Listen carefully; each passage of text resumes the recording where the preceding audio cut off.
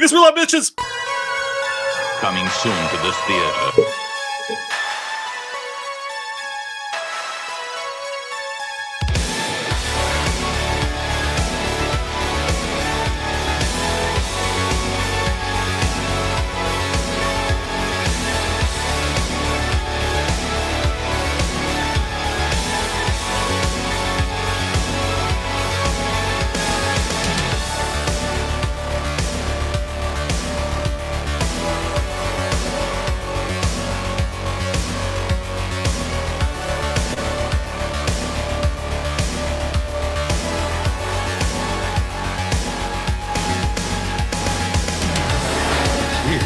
It's alive.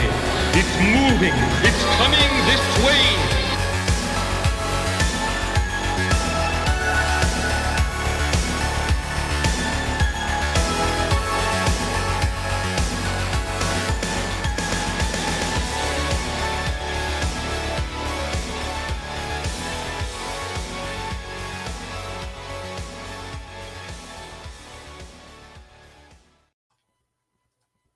What is up, everybody? Welcome to this evening's episode of the Horror Movie Club. The club where, what do? We talk about horror movies, of course. If you are new to the stream, the basic concept is we all agree to watch a horror movie ahead of time. It's always something that's not behind a paywall. Usually there's a link to a Tubi link or YouTube or Plex or any number, Peacock, any number of free streaming sites that have the films. They usually have commercials, but they're always unedited. They're always uncensored. That's the most important thing, because who wants to watch a horror movie that's been sanitized for your protection? Anyway, the link to tonight's movie, as always, is down below in the description. Tonight's movie is Train to Busan, the South Korean zombie epic that went on to become a huge international smash. There is a crappy American remake on the way, of course, because Americans refuse to learn how to read subtitles, so we have to have every movie that's great from another country reshot entirely just to have it in English. But trust me, you want to watch this one instead of the crappy remake that's on the way. And there's two different ways to watch it. You can watch it subbed or dubbed. So either way, we got you, because of course, you know, we got brothers and sisters out there with dyslexia. Y'all get a pass. Y'all get a pass. But the rest of you people, learn to read subtitles, god damn it. Anyway, let me bring on my boy Pasvenze. What's going on? What up? Yeah, I'm still sick. Look. Yeah, I hear that, man. Yeah. I'm feeling that, brother. And then, of course, we have our guest, the lovely, the talented Corissa Grant. Hi. I was muted for some reason. I don't know why. That's all good. It's all good. I didn't mute it. Don't look at me. Yes. And Corissa Grant is the author of a book called Worthy Chaos, which we are going to be taking a look at tonight. And actually, she's the reason that we're taking a look at Train to Busan, because she's like, well, I like zombies, so can we do a zombie movie? Like, I heard Train to Busan is pretty dope, so... I literally heard about it, like, that day. Somebody listed all these zombie movies, and I was like, I've seen all of these, but what is this train movie is he talking about? So, like, you have to go see it. And then Pops is like, pick a movie. I was like, that's a lot of pressure. I was like, so I popped up. Well, I mean, the cool thing is that we do have, like I said, like, the one criteria always is that has to be a movie that's not behind a paywall. Right. But there's like a billion movies now available on Tubi. And I didn't know which ones you guys had covered and all that. So I'm glad that was a movie I could, say. And I have a cold too, but I think I'm getting over it. So hopefully I don't sneeze or anything. We'll see. That's all good. And Pops, thank you so much for providing the link to Corissa's campaign. Pops. Everybody, go check that out. Click on it, check it out, see if it's something that is for you. And if it is for you, of course, go and back it. Back indie comics. Yay. Be a winner, not a wiener. I don't even buy mainstream. It's all Same here. Yeah. Same Hi, here. Your boy is in the back. I know. Yeah. I was just about to introduce him. I was about to say, speaking of winners and not wieners, Matt Butch Cleaver, Matt, what is up, Home Skillet? What's up, man? How you doing? Good, hey, man. That was a good show, Matt. That was an excellent show, bro. Oh, thanks, man. I could talk to that guy for hours, man. I can't wait to see his book, Chrome Dog. It was very interesting and not what I thought it would be. Looks dope. Yeah, yeah. Thanks that book looks really, really good. Yeah. And the Lord Presti cover, of course. Damn, man. That's now there's gonna be a color version of that. I kind of like the black and white, but yeah, me too. Yeah. But yeah, everybody, that's another book that you want to go check out too. Is Chrome Dog. Why am I blanking on the author's name? Justin. Thank you. Yeah, sorry, I'm a little discombobulated right now. A little under-caffeinated. Of course, the Adderall shortage continues, so people like me with attention deficit disorder are just like, oh, what? I don't know like who prefers black and white, who prefers color. For mine, I didn't print any black and white, but I do offer the black and white PDF included with all the purchases. So that's really cool. I mean, nice. For me, it depends on the book. It depends on the artwork. Like, there's certain, I'm a black and white stan. Yeah. Right. I originally wanted to do Six Gun in black and white, but back then it was a hard sell. Now, not so much. Not with The Walking Dead being successful. Not with manga being so successful, and eating American comics lunch, as it were, stealing the cookies of the American comic book industry. I have to say, my artist does amazing black and white. Like, it could be fine in black and white. I just love color, and then the color makes it all pop. So I actually really do prefer both, and I'm glad he was able to do both. However, we kind of screwed it up, and he had to go back and redo it because I was like, I don't know, something he did with the lettering or something. So he actually had to go back. But we learn now to upload black and white and then go color. And then, so hopefully he won't yell or anything. Are you like me that when you get your pages from your artist, you just look at the pencils and you're like, these are so beautiful. Like, can we just print it like this? I just stare at everything he sends me. And I'm so lucky because he's super fast. I know it's not going to last because I've already like pimped him out to people, but Yeah. Good. I love instant gratification, and I think Dead Guy is going to use them for him. Hell yeah. Which he's trying to get me to help him write, so there's that. But my artist is so quick that it's like 2 to 3 pages a day, and I'm just like, and then like he colors them at the end, which works for me because I get to see all of it, and then all of a sudden they're just colored. I'm like, woohoo! So that's fast. Hella fast. Yeah. Oh, he's very fast. I think so he's leaving for a month on Wednesday, and I had done issues 2 and 3 with him, and then I wanted to redo issue 1 because I didn't like the original artist that kind of screwed me over. So I was like, is there any way you can get this done before you leave? And he's like, I will work day and night. And I actually gave him a bonus, but he didn't want to take it, and I was just like, take the damn thing so I don't feel guilty. Right? Yeah. No, that's righteous. It's like, I love situations like that where both parties are trying to do the right thing. Oh yeah, like he was so good at it, and I'm like, you have to take this. He's like, no, it's okay, Chris. I was like, no, just take the freaking, because like and of course during this time for a whole week he was moving, so like he'd get up like hours early to like work on the pages. He worked Saturday and Sunday. And he just busted his ass. And I'm like, and he literally finished it just in time because I had to send it to the printer, pay extra to get it shipped back within 6 days. So if there's any errors, he can fix it. And I just got it yesterday. So I'm like, I love it. So fantastic. Yeah. So he did that. And then he did my cover for my next one, which I am so in love with. It's an homage to Supernatural, because a lot of ours is like Supernatural. Right. And it just looks so beautiful. And I already showed people, like, I know my campaign's still running for 1 and 3, but here's cover for 4. It's hard to keep that stuff to yourself, isn't it? I'm awful. Like I tell everyone, if I was rich, I would just give the book away. Like, I just like, look at this page, like, look at this, and I'm so everyone yells at me like, stop giving stuff away. Dead Guy, What's Hi. up, big guy? I was just talking about you. I said that What you up, could brother? hopefully, I pimped out my artist to you. So hopefully. He's also bringing a show to the network, debuting this Friday night. No shit. See, Oh, Pop, very I cool. bring talent. I'm Yeah, useful. man. Well, I mean, to me, that's one of the joys of being part of this indie comics scene. Yeah.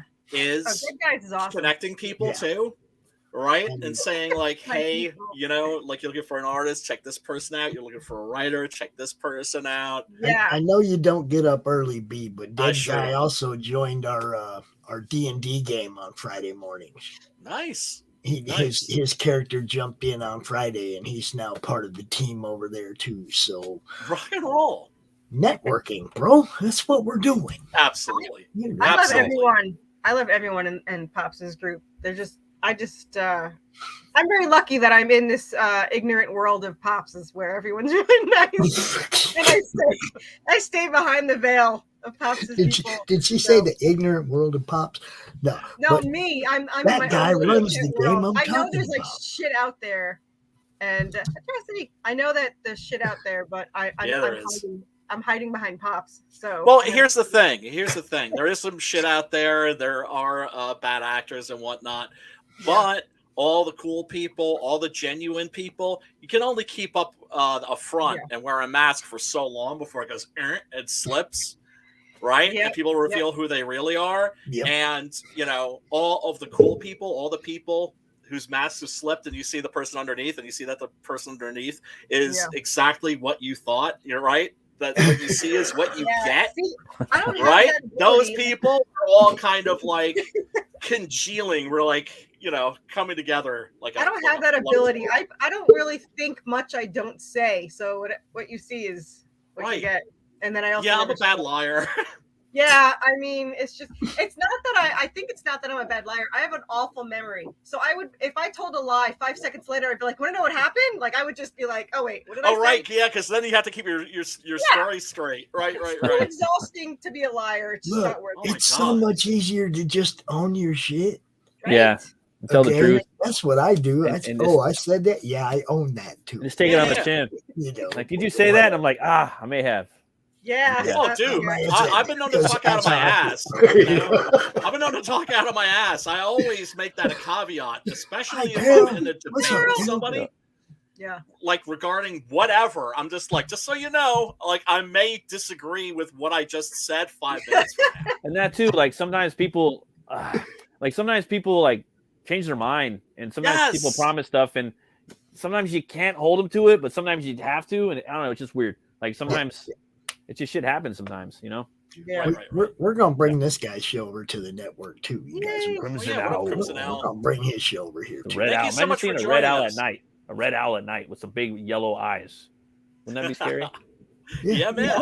Without a doubt. Of course, we got Ollie too in the chat from 616. Everybody, Carol, thank you so much for hanging out tonight. We really do appreciate you. Smash that like button, click the subscribe, and ring a ding ding dong, the little bell for subscriptions. And let's take a look at this campaign. Go look at this campaign. Yes. It looks pretty. Pops is so good to me. Hey, yeah. No, he's really good to indie comics creators. Yeah, he is. Right? I'm really good to people that are really good to us. Mm-hmm. Yeah. I mean, I came in, and like the second I came in, he was upset that I hadn't come in earlier, and I was like, I know, right? This guy doesn't even know who I am, and he's like, I can't help you. You just got here. I met her with 2 days left on her first campaign. But that's all right. Yeah, that's all right. There wasn't a whole lot of time to work on that one, but we worked on this one, huh, Corissa? Yes, we had a launch on Laurie's show, and it did really good. And every time I'm on, I get, at least, I like the people that go for the PDFs. I don't have to do any work. So feel free to buy the $5 and $10 PDFs right there. Yeah. The $5 PDF with the $30 shipping it in. Yeah. Well, that's awesome too. I mean, you're just getting the book out there, Yes. Ultimately at the end of the day, you just want people to read your stuff. You know what I mean? Oh yeah. It's so true. Absolutely. Like I love this story so much. And no matter how insane I sound on interviews, they always say, at least she's passionate. So I'm passionate, but I don't know what There the it hell I'm is. saying half the time. Yeah. There it is. It's it's the P word. It's like the one thing that our scene has that the mainstream lost a long time ago. yeah. That's Yeah. passion. Yeah. Well, none of those people have any say or how to say, they don't get anything out of it. If the book sells, doesn't sell, what do they care? Yeah. But this story, I mean, I'm still, so series 1 is written. It's 5 novels and it's about 7 issues per book. So it'll be about 35 issues, but I'm still writing it with my co-writer. And yesterday I wrote in 3 hours, I wrote 3,000 word chapter. And my husband's like, why do you push yourself? I was like, I just sat down and write. I didn't do anything. Yeah. It's called the zone. Yeah. It's called the zone. And when you're in it, you don't want to be pulled out of it. Oh, I write this with somebody and we write it in RP format. And I write for Serafina and she writes for Draven. And it's such an obsession to get the reaction back. Like when I send her a chapter and then she sends me back, I get so obsessed with it. And I'm just like, I have to reply like right away. And fortunately I can kick my husband down into his room, go play your drums. I got things to do. But yeah, so we're both obsessed. And I always say I'm addicted to the obsession because it's just, I have to have everything. And now that I have the comic, like you think the comics would kind of like help with it, but no, it makes it worse. It's like there's more to love. And I'm like, give me more pages and more things and I need more. So that's so cool. Yeah. That's so cool. Do you want to tell everybody really quickly what the concept is of Worthy Chaos? Give them like the elevator pitch. The elevator pitch is the 2 star-crossed lovers are soulmates. She's an angel descendant. He's a demon descendant. And they have been thrown together in Helltown. And it's a mix of Buffy the Vampire Slayer meets Supernatural and Silent Hill with Evil Dead wrapped around them. And Romeo and Juliet. Yes, it's a little bit of Romeo and Juliet. And a little Romeo, Star-crossed lovers. The first thing I got out of it. Okay, because their father, Montagues the Capulets, yeah. That's the first thing I got out of it. Right, they were both born on the wrong team. Well, actually, Draven was created to go against her, and obviously it did not work that way. So his father's a demon and not happy, and her father's an angel, and they're both equally assholes. So don't think you can vote on either side. But right. I do have campaign buttons. I have the Pops has them. Oh, you got merch. Oh, I got merch. Oh, come on. Go ahead. No, first merch. show the book. No, show the book. Pops all bossy. Well, I got this yesterday, so I don't mind showing this off. This is issue 1. It's the cover is as thick as the pages. So I guess it's the other way around. The pages are as thick as the cover. It's 80-pound glossy pages. Nice. And only because it's such beautiful art. And it just is so dark that it just shines. And I know people do love the older, the regular page type. And the prequel, which is like probably about 35 issues, that'll probably be on regular. But this is just, I mean, look at those pages. I mean, they just glow. Nice. So yeah, and I actually got I only have the hard copies of each, but I have like all the books here, and I can just stare at them all day. And I do. Now show the buttons. Anyway, yeah, the buttons that Pops You're micromanaged by Pops? What the hell? Yeah, he's my agent. The demon side and the angel side. I just got this in today. This is for the next campaign though, but it's Anubis. He's awesome. Cool. Put that back up there so they can get a look at it. Come on. Yeah, Anubis looks pretty badass. Anubis. Yes. I was like, that's got to be Anubis, but I'm not gonna like step out of line. This is the variant cover. Yeah, what there it the is. button looks like. I like that. Who did that cover? Grant? This is Ian Chase Nichols. He did The Tick, Teenage Mutant Ninja Turtles, Red Sonja, and all that fun stuff. The nicest freaking guy on the planet who has way less self-esteem than I do. So I already told him, I was like, you're doing a cover per book. And he's like, if you like this one. I was like, listen. God. Yeah, that's one of those people, huh? Yeah. And I told him he could pick his monster because each book has different monsters in it. Sweet. So yeah, the next Hell two yeah. issues are vampires, but it goes to ghosts. It goes to more zombie. This one has zombie mermen, hellhounds, zombies, ghosts, Anubis.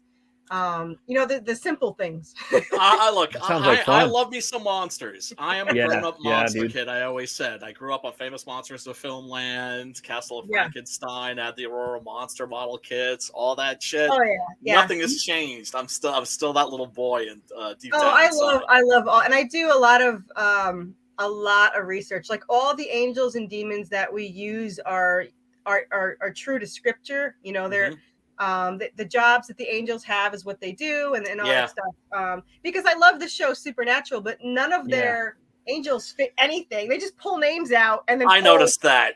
I noticed that. If you've ever studied demonology or read the Apocrypha, the Book of Enoch, that sort of thing, like, wait a second. Yeah, like I said, I love the show, but like they had Anubis, I think, on the show for like 2 seconds. Yeah. They had Abaddon, which is this demon that lives in the endless pits of hell, bottomless pit of hell, but he actually was both good and bad, and they just whatever. Right. But yeah, a lot of things they did. So like her father is Ramnel, and he's the judgment of souls. So that's actually what started the whole thing 17 years ago.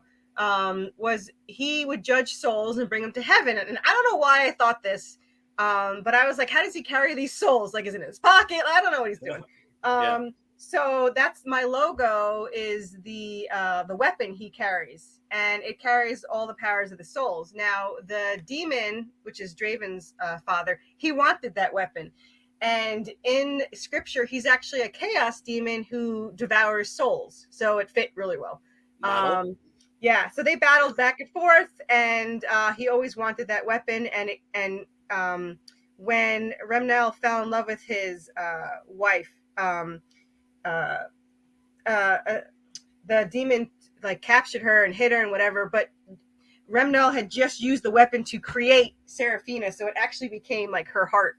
And so unfortunately, his wife was trapped, and the only way to get her out was the weapon, and he could not get it out. So they would like try to kill Seraphina, and she would just get reincarnated. And so the demon created Draven to go after her, and they fell in love. And so it starts, I guess, with a little bit of like an Orpheus and Eurydice kind of thing. That's cool. Yeah, so they've actually the prequel will go more into it, but in the prequel they actually live every 100 years. So I get to write them in each, like the Vikings and whatever in the air. And then I get to think of really cool deaths in each one. Right. Which we're awesome with, because we torture our poor characters like you would not believe. That's good. But you have to, don't you? Torture your darlings, right? Yeah. So mostly the story is pretty much what the limits that these two would go for each other, because her death is what activates the weapon. So obviously Draven's main goal is to protect her, and she wants to protect him, and they fight back and forth who gets to protect who. So that's the main story. Y'all want to see this here trailer? Hell yeah. Yeah, let's get in there. Okay. We can the answer is always yes. I'm gonna go grab a Cocoa. Rock and roll.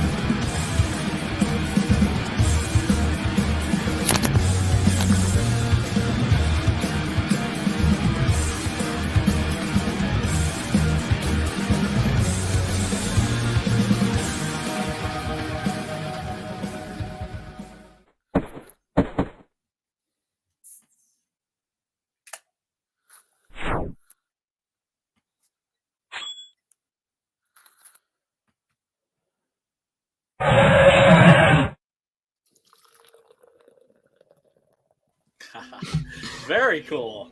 The background music was created in his vocals for the song. You can actually get the song on some of the tiers and as an add-on, but it was created and written just for our comic book.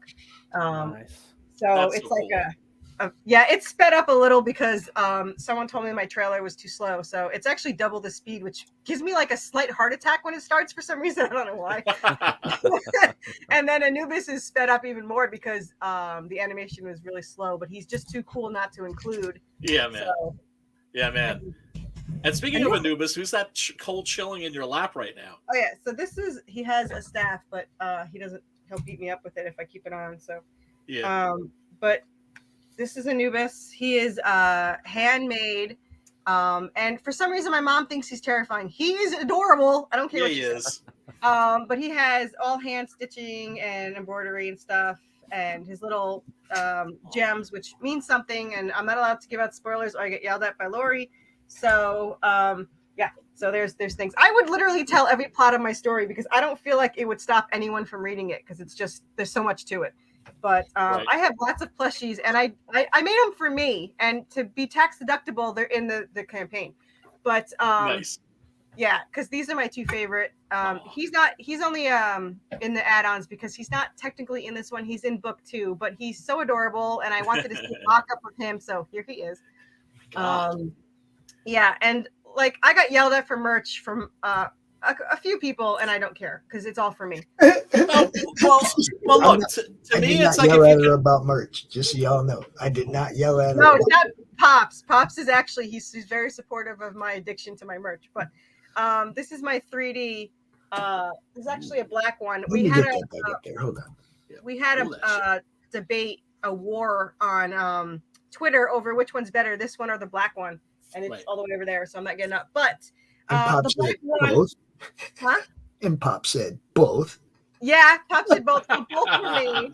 Because what Pop said, except for, as he's going to point out, not redoing issue 1, but everything else has been word of what I have to do. You know, I just want to say I love when I see people doing stuff like that, right? Because it's not just merch; it's merch that's handmade Yeah, by the author. yeah. That's so cool.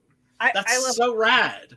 I love all this stuff. I'm actually going to work on it, and when I say I'm going to try, I'm going to be making little Anubis figurines. I'm going to be working on that with clay, but it probably won't be done anytime soon. And I also want to make the middle of the heart.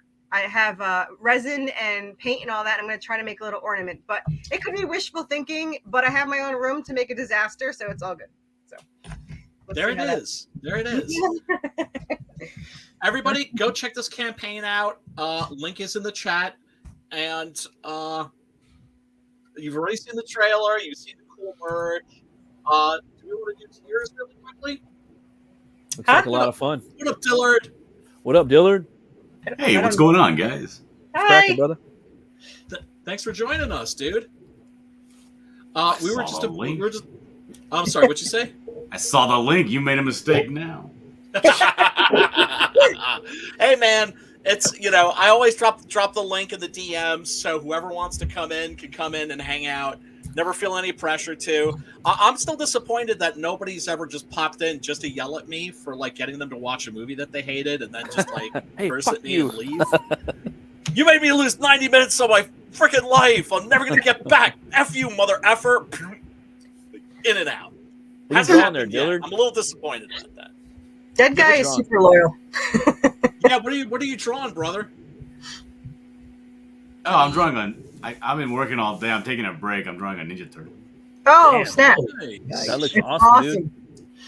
That looks amazing, bro. Yeah, that really does look amazing. It's a little. My camera's a little off, so his head looks Damn, lopsided. bro. It's not lopsided, but in real life, right? It actually looks 3D, to be honest with you. Like Yeah, it it's does. the shadow. Looks dope, That's dude. kind of cool. Yeah. We got Tim Laddie's going to be on Monday Madness this week, and he did some stuff for the Turtles. Oh, I love me some That's turtles. what we're going to be Yeah. talking about. Oh man, you got like a little bit of a Kyle Holtz thing going on with that arm. Kyle Hutz? Who's that? Sounds Canadian. He's like, really, he's like me and if in case you're being serious, me and Matt, like he's like our favorite like current like living artist, I would say. One of them certainly. He's like up there with definitely. He's one of those dudes that's like reaching for like the Bernie mantle, right? How like every genre has its own like king or queen at the top, and like everybody high fantasies like reaching for Frazetta, like everybody that's into horrors like reaching for Bernie. That's how I always think of it anyway. See, the thing is, like, that's true though, right? Because like I'm in my genre is noir, and I'm reaching for Wrightson as well. Yep. Hell yeah. Yep. Hell yeah. Hell yeah, brother. Hell yeah. So everybody go check this out. Yeah, this book looks awesome, and it's already funded. So obviously, I haven't even scrolled down and looked at it. You guys want to see the interior art real quick? Yeah, I'd love to see it, man. Now, see, I love how she's doing like different monsters every book. I like that too. I like Supernatural too. To be honest, I've only jumped in a couple random episodes throughout the last couple decades or whatever. But I thought the show was fucking awesome and fun. I caught the El Santo episode that they did. I like the skeletal vultures right here. I love the vultures. Yeah, that's dope. I like that too. All I told him was skeleton birds, and he came up with an awesome design. I like to give my artist freedom. So yes. That's smart. Yeah, always. Not good. This is the Ian Chase Big in Nichols that cover. Looks very, very. He had a lot of lettered fun it with too. He's like, "Do you mind if I letter it?" I was like, "Do everything you want to." Now, are you ready for this, guys? Yeah. Is that like an Anubis kind of character? Yes. The following comic No, is it's intended the for actual mature Anubis. audiences and contains adult content, graphic language, violence, gore, and horror-filled fun. Oh Proceed my! at your own risk. You have been warned. Now look, Like pearls have been page 2, clutched. bro. Page 2. Page 2. Right into the gore. I'm going to tell you that I warn everybody that it's called Chaos for a reason. And the first 2 books have the most chaos. And everyone's like, it just goes really fast. I was like, okay, the first two issues are very chaotic. They are in hell. Every monster is almost present. And then it kind of balances out. But it's never slow. So, yeah. Right. This is the kind of story you want to keep moving. Yeah. I think the longest they stop is I don't even know which. I mean, they get in a fight with vampires in the next issue at Walmart or quote unquote department store. But there is more dialogue coming up. My character, especially Draven, he's a demon and he doesn't really talk much. He has sarcastic one-liners, but he thinks more. And you have to remember, I wrote these as novels first, so the thinking is because I wrote it as a novel, and I didn't want to take that away from it. So it's very novelesque how that goes. But yeah. But one thing is clear: this is not a Talking Heads comic. No. Yeah. No. That's for damn sure. Yeah, I think the longest speech is in issue 5, where they actually talk about their feelings for like 2 seconds before they chop off some vampire's head. So whenever I give them a moment of peace, something happens. So, it's not my fault. I guess it is my fault, but hey, you got to keep that stake. Like, sorry guys, got to keep the story moving. Yeah. So like I said, I'm a role player. So the reason why it's so chaotic at the start is I had to get the writer's attention, which she said I damn well did. But I sent her like a 4,000 word reply of what you saw. And she's like, that's the most amazing thing I ever read. I was like, well, you have low standards, but go reply to it. And it worked out really well. So, and then we wrote 10 novels within 2.5 years. So Damn. And they're not short. Everyone's like, how short are they? I was like 90,000 words to 120,000 words. So they're not short at all. Yeah. It's actually, a lot of people don't realize this. It's actually more time consuming to write a shorter novel than it is a long novel. Someone told me, well, it's funny because when I was looking up, this wasn't planned. We wrote these novels and then all of a sudden we're like, hey, a comic book. So yeah, this was not intentional when we did it. It just was such a cool story. We didn't want to waste it. And we just thought it fit as a comic book. And we were right. It's awesome as a comic book. So nice. I love this page though. I do It's love awesome. this. That's a I like great that, monster yeah. reveal. That Anubis is popping. Yeah. Yeah, that- definitely not the librarian. Yeah, you know, Right. when I wrote that line, I don't really think when I write, so whatever's written is what I just wrote. I think the characters are alive in my head, and it's probably an issue and should be in a rubbered room, but whatever, it's written. No, that means that's what that's supposed to happen. Yeah. You Well, know? everyone's like, the dialogue is so good. I was like, I put no thought in it whatsoever. I was like, that sounds awful. Well, Like, not at all, because if you've been writing these characters for a while, they're going to start talking on their own. oh yeah, yeah. I've argued with them. Like I and I just talked about this the other day where there was a scene I was doing later when they're in Hell Island or whatever, and there was something I was writing. I was like, this isn't going to make any sense at all. This is stupid. And my character's like, just wait. And I was like, I don't know where I'm going with this. And it actually turned out to be one of my favorite scenes. So I guess my character knows more than I do. So Yeah, that's always exciting as a writer when your characters do stuff that surprises you. yeah. Sometimes it's a little scary, but yeah. It is. But I mean, that's part of the process. For me, I always find it takes a while before that happens. Like I have to kind of be at least, I don't know, 30, 40 pages in. Yeah. Right. Which is why I always go back and do a lot of rewriting of like the, yeah. Well, I wrote this story idea 17 years ago, and I role played for 15 years, and I met amazing writers, and I would always tell them the story, and they always wanted it. I'm like, nope, saving it, which sounded really rude now that I look back on it. But I was like, nope, I'm waiting for something in particular. And when I met this person, Jessica, I added her. And I said, do you want to role play, whatever. One day, and I said, you want a role? And she goes, I don't take roles, but okay. And then that was it. Like, it was just instantaneous. And it was just so amazing how quickly we just bought. Now we're like sisters. So, and I talk to her more than I talk to my husband, and I live with my husband. So, but yeah, we talk, and we're still writing. We're writing the spinoff and series 2. Series 2 is, a lot more mythology. They go through Anubis is more in it. They go through Egyptian gods. They go through the worlds of Greek mythology, Celtic, all that stuff. So I'm excited to get to. We started. I think we're only like 5 issues in, but spinoff we're in like 25 issues, or now 30. So we're getting there. But yeah, yay! Stickers. We love stickers.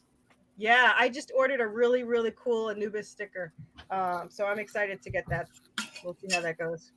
I really like that mirrored one. It looks really good on my coffee cup. I'm just saying. Yeah, it's very hard to get a picture of that damn thing. The mirrored one looks really good on the coffee cup.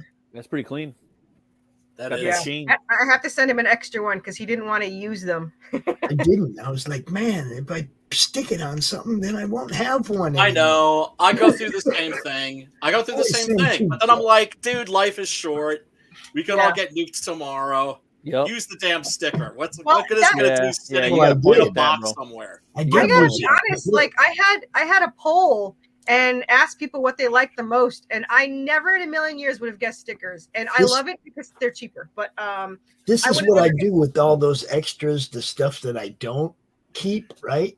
Yeah. I put them in a grab bag, and when I go to the cons and I'm walking the floor of the cons, I just give people stuff. yeah, That's a Nice. good idea. Nice. and I added these. You can get Marketing. them as. Smart. I think Really? these come with the little ones come with every tier, I think almost, and I have them as add-ons. And people always buy the extra ones, and I always was like, "Why do you buy an extra one? They're there." And then I realized they actually use them. I'm like me that just store them everywhere. So yeah, I'll have to start using them. The new stickers I bought, actually I think these might be them too, but they're for indoor outdoor use, so they're waterproof. So Oh, or sweet. so says the site. There's the lyrics that go for the song. That's dope. You guys got Yeah. the song A lyrics in there and little everything. tune, yeah, a little Yeah. You tune. guys literally have everything you could like really I want know. on a crowdfunding campaign. You got fucking toys, you got plushies, you got statues, you got metal, you got lyrics, you got And the next campaign we have T-shirts and hoodies. So then we really have t-shirts, everything. hoodies, like That's everything. That's so Yeah, I cool. even have This- the cap. This It makes me look like I work at McDonald's. So, but my this here husband loves stretch goal right here has some of our friends. I know. Books I involved noticed in that. all the best. Oh, nice. Okay. We got Paul's PTSD, Tim man. Fling's Water Wars. We got Laurie's Pale Rider. Sam's Rays, and I'm just brain farting on the other three, but I know I have to bring I have to bring Final Boy. That's Sam Carter. If you don't know him, he's a very awesome. And I'm hoping he's gonna come on here eventually. And White Owl Robert is awesome too. He's actually doing some lettering for my prequel because I refuse to let my artist stop and rest and not work on my pages. So, oh man, if I could have my friend Preston Acevedo chained up like in my basement, tied up like. Hey Preston, what's up, boy? Yeah. How many pages have you gotten done? Yeah. It's really funny because you know I love you. You're my boy, but I have to burn you with a cigarette. In the arm. I feel so bad because when we first started on 2, we argued a lot because he had a vision and I obviously had a vision. Yeah. And I was used to stagnant artists that they were all good, mind you, but I would give them a script with 6 panels or 4 panels, and there would be 4 panels, and they'd be just 4 regular panels. You give this guy 3 panels, and he turns it into 7, and it just looks freaking amazing. Yeah. So just to be clear, this stretch goal has already been reached, and you back this book, and you get these 7 digital comics as well. And they're all horror-based genre, and they're all awesome. And a lot of them are zombie. I think like half of them. Right there, you're getting 8 books. You're getting eight books when you back this, okay?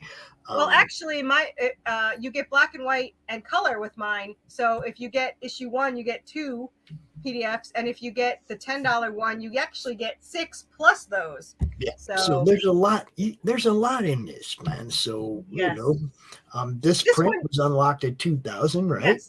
Yes. That's my lovely panel banner back here, and that is our vampire zombie there. Our vampires have weird rules. We call them clotters in my story. You got to have rules. Well, always. Yeah. See, I called it a species of vampire because I didn't want anyone to say that's not vampire. But technically, mine follows more lore.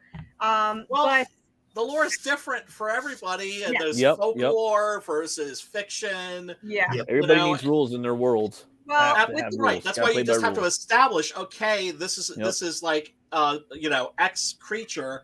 Yeah. What variety is it? Is it something we've seen before? Is it something completely different?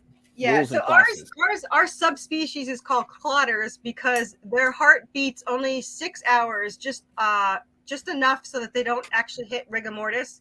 But stabbing them in the heart doesn't. Well, I'm also a science major and a criminal justice degree, but whatever. That comes in handy, I'm sure. It comes in handy. So you could stab them or in the heart, and it'll eventually kill them if it skips the 6 hours. But it'll take too long, so you're gonna get killed. So it's decapitation. And it's fire, but because their blood is clotted, it's even more. Because it always bothered me that you'd like stab, you stab a vampire and they bleed when they have no heartbeat.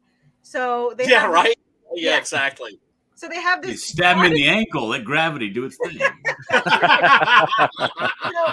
have. It's a good idea, actually. Yeah, chop their feet off.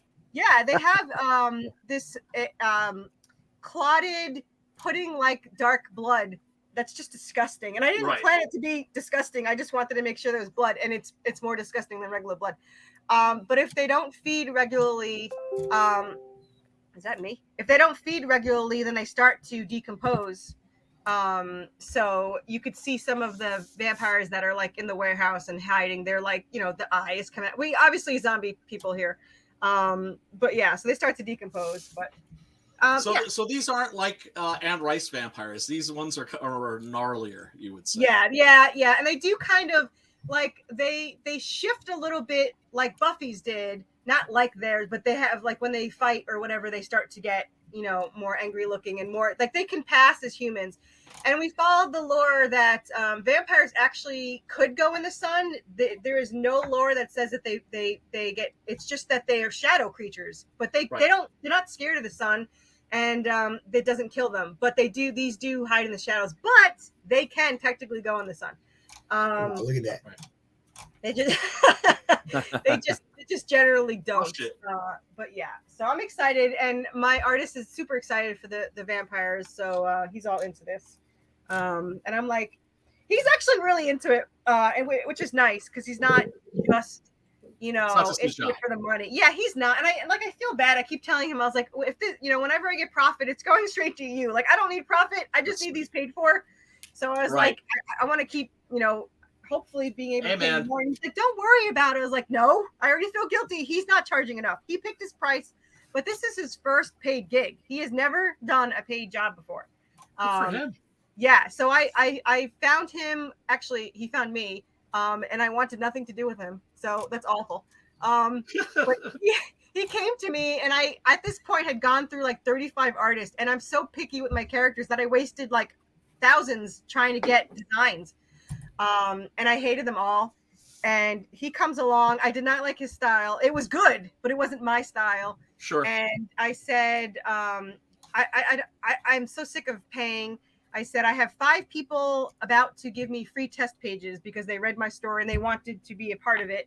I said, if I don't like any of them, then I will pay you for a page. But if you want to hand in a free page, go right ahead. So he's like, I'll hand in a free page. I saw it and I was like, yeah, everyone else can go to hell. I'm like, I'm done. Man. No, that's great. It's so important to have a good working relationship with your artists. You want to make sure that they're happy. Did you guys see all the different campaigns that she highlighted at the bottom of her campaign? Yeah, I sure did. Including that's love, yo. That's love. I posted if anyone wants to be on there, I will post them. I back, almost all of the ones because they're always so awesome. And I always spread the love and stuff. Well, that's indie spirit, the true indie spirit. It's so funny because my in-laws, who my husband can't understand, is why they're like so into this. None of them read horror. My family doesn't read horror, but they're so into this and so supportive. And they're like, "Oh, isn't it competitive?" I was like, "This is not in the little world I am." I'm like, they are super supportive.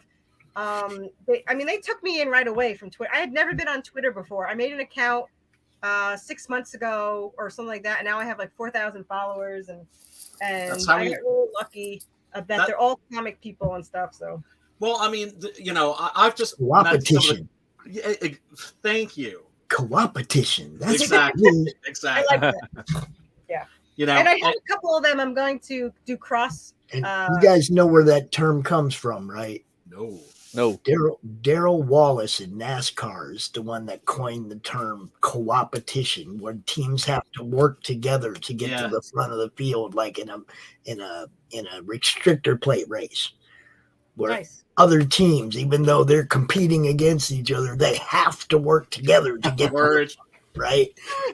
They gotta work together to get to the front, yo. I agree. Rising tide lifts all boats, without a doubt. All the time that you're helping your buddies along gives you an opportunity to, plot how you're going to take them down when you finally both get. Yes. Because the thing is you get them to open up, and they show you the chinks in their armor and everything like that, and you just take little mental notes. Wow. Yeah, like when somebody says chinks in the armor.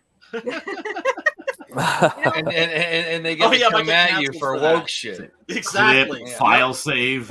Exactly. Yep. Without a doubt. I didn't think any of those things, but now I'm on alert. But you should be. Everybody should be on alert. You don't have to worry about that in this community. That's right. Because it's great to see you again, Carissa. I've never been on stream with you before. Matt, awesome to see you. Pops, hello. Right. What's up? No, I've seen you before. We've never been in the same room. I get pulled on a lot, so which is very ego boosting. So I guess it's good, but yeah.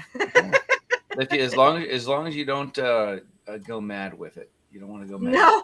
No, I don't have that much self-esteem, but it helps. Just enough to be able to put your art out there and let people judge for themselves.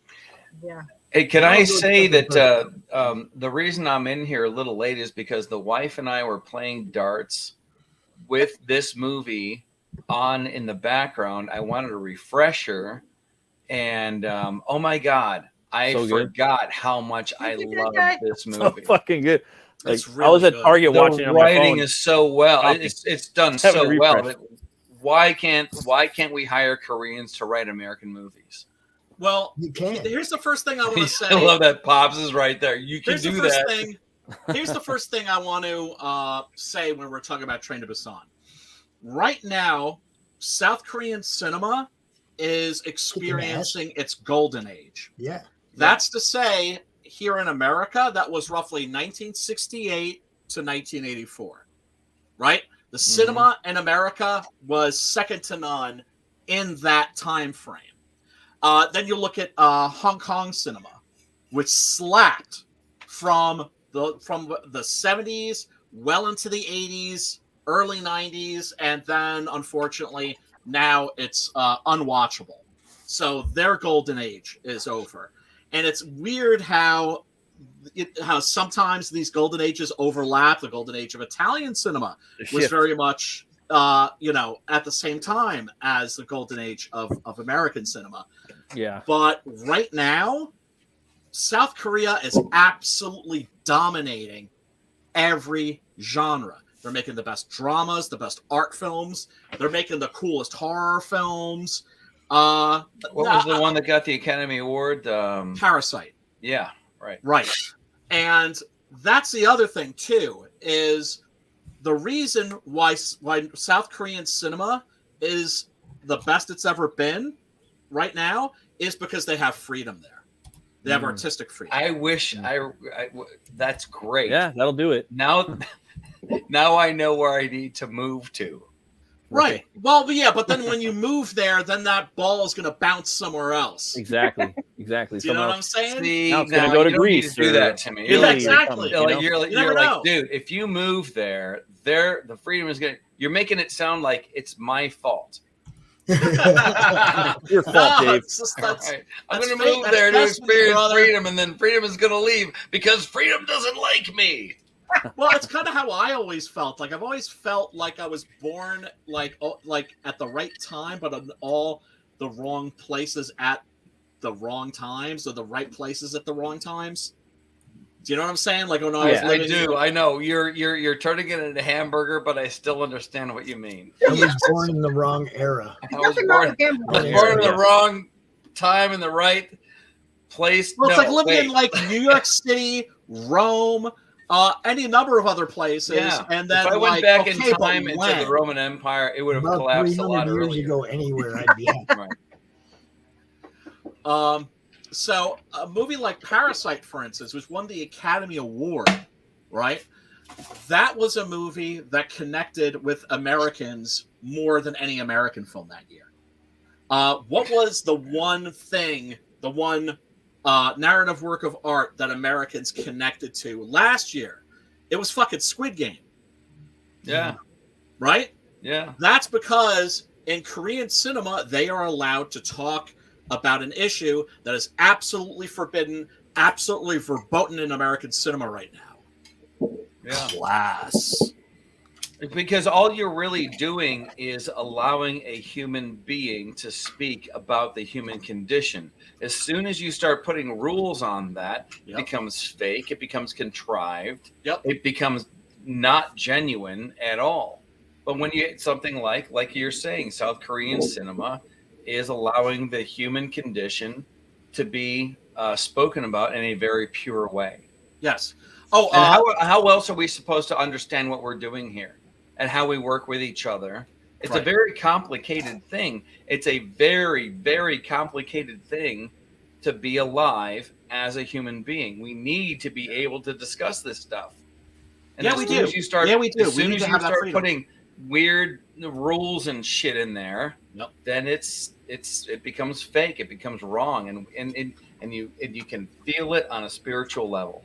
Yes, and even I would think on a subconscious level that people, even if people have to know, like, hey, there's something up with this, right? Yeah. Like if you look at Chinese cinema, when Hong Kong was handed back, right, because it was leased to the British for decades and decades, and then it reverted back into the hands of the mainland. And at first, they were like hands-off policy. They were like, okay, whatever they're doing is working, so we're not going to fuck with it. And then they were like, okay, now we're going to fuck with it. And you can actually tell that a lot of Chinese filmmakers, what they do is they take the first of all, two things always: pro-Chinese, anti-Western, right? China number one, America evil, right? and that message is always in there, and it's very clumsily inserted. And so what you'll see is the directors. You'll see this in a great movie called True Legend, right? Awesome martial arts movie. All the propaganda shit is in the last half hour of the movie. So you could see that, oh my God, these guys are making their movies so that maybe one day they could just come in with a meat cleaver and go, kashunk. Do you know what I'm saying? Yeah. And like, here's the director's cut. Boom. Yeah. That's a great picture right there. Yeah. This is a great poster. So Train to Busan, of course, is a zombie movie, a zombie pandemic movie. These are fast zombies. These are more, I would say, like the zombies that you end up seeing in Dawn of the Dead. Zack Snyder's Dawn of the Dead. Return. Actually, a little bit more like the zombies in that shit World War Z movie. Z. I was gonna say it's a better version of Z in some ways. Exactly. Yeah. Well, you guys have actually sold me. Where can I watch this movie? Oh, link is below in the description. Yeah. And there's 2 links. One to subtitled version. One for subtitle, one for dubbed. Yes. And one for dubbed. Yeah. Now, unless you have dyslexia, you must watch. I kind of don't like dub stuff. I don't like the. All right. All right. That's fine. I mean, pro tip: the dubbed version has the subtitles from the subtitled version. Oh, does so you can listen? Yeah, because I was listening to the dubbed version. Well, because like I'm in the middle of a dart game, so I want to be able to like see it out of the corner of my eye and hear it, but I'm also reading it. I'm like, the subtitles are not going along with the dubbing, so. Right, because they have to change the dialogue to make it match the actor's lips. Now, I was talking before about Italian cinema. All Italian cinema was dubbed because they would actually shoot without sound. And so that actually affected the style of their filmmaking. Right. Because they were shooting them as silent films. Mm-hmm. And so that's why Italian movies have a very unique aesthetic to them. That's a good way of putting it. Yeah.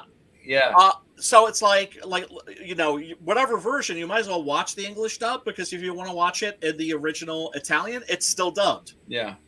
Yeah. Go on talking about Bill Carson.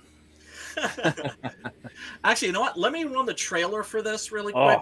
We'll of course have to be careful about it, but let's see. Oh yeah, and then of course we're gonna have to take a look at what I suspect. What I know is my favorite scene, and I suspect is Matt's favorite scene too. But we shall see about that. Here, check it out.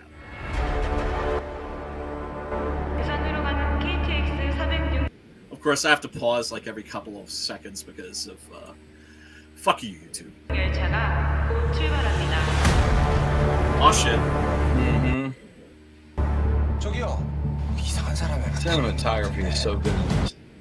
I'm telling you, they're making the best movies right now. By the way, the John Wick movies, those are totally American versions of Korean movies.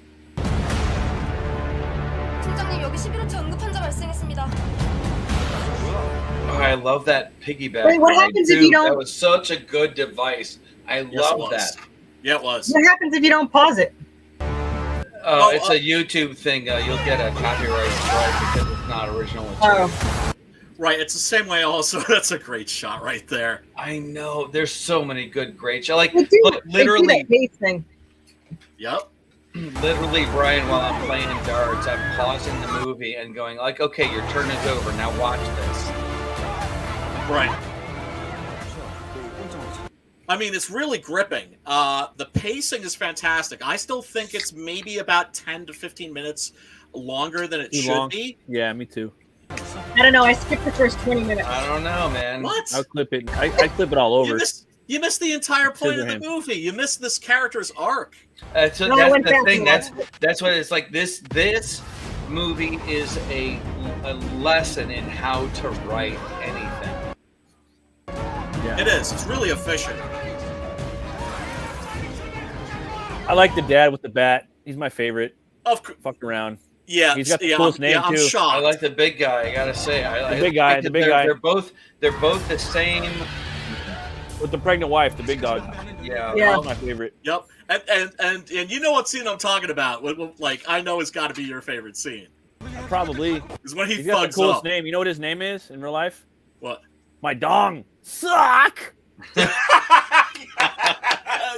Oh my god, that's almost somebody as clip awesome that. as Dixon. Wait, get him on solo. Say that again, and somebody. Hey, I'm clip not on it. screen though, dog. Wait, hold on. We'll That's his put name. Well, hold on. We'll put you on screen, brother, man. Say it. What are you? No, I'm not on screen. I'm not gonna say it on screen. What are you drinking? A beer. What does it look like? No. Louis Zabriskie's, mofo. You don't want to know. Yeah, I do. What? Okay, well. I got my drink.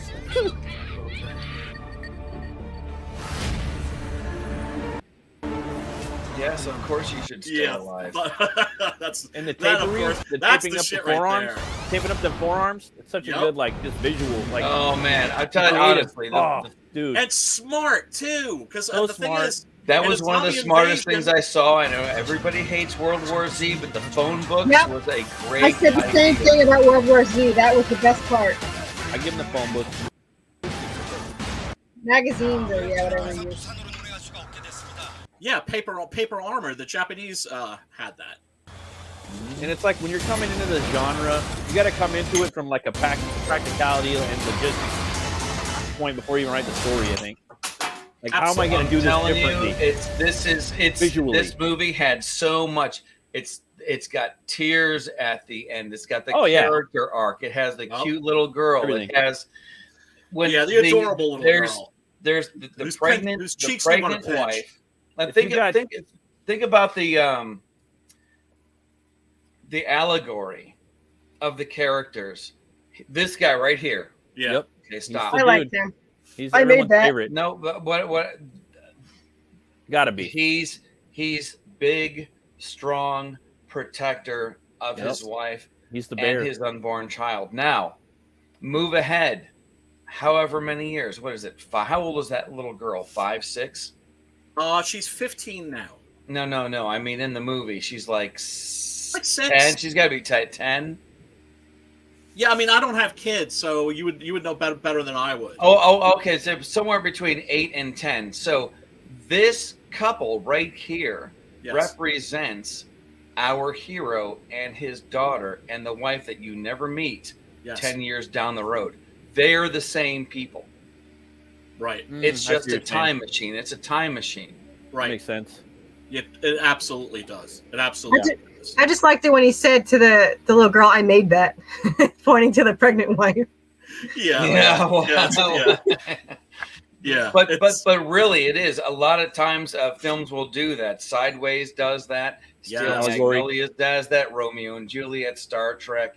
They're all an allegory for the different versions of the same character. Yes, they represent the same character in different. And look at them. On one guy doesn't need the bat. No, that's Daddy. The other guy does. does. Real man. Exactly. I'm a beast your ass. He gives him the shield too.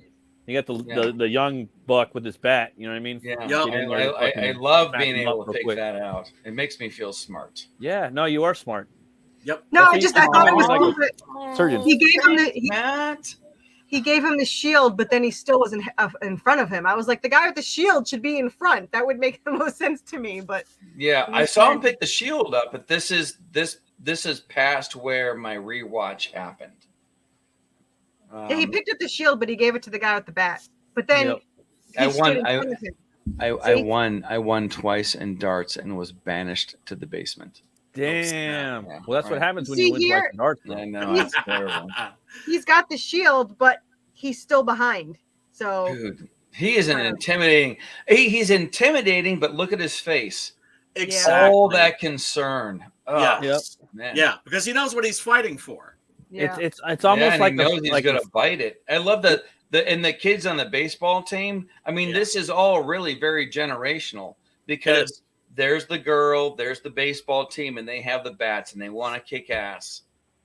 Yeah, and also that the older generation has an obligation to the younger. Yep. We're seeing 3 of them right here. Yep. in the Yep. back. And we have the and younger and girl, it's all the like schoolgirl too, with their evil father. this stuff the can't villain happen in by here accident. is a Yeah, phenomenal fantastic. actor too.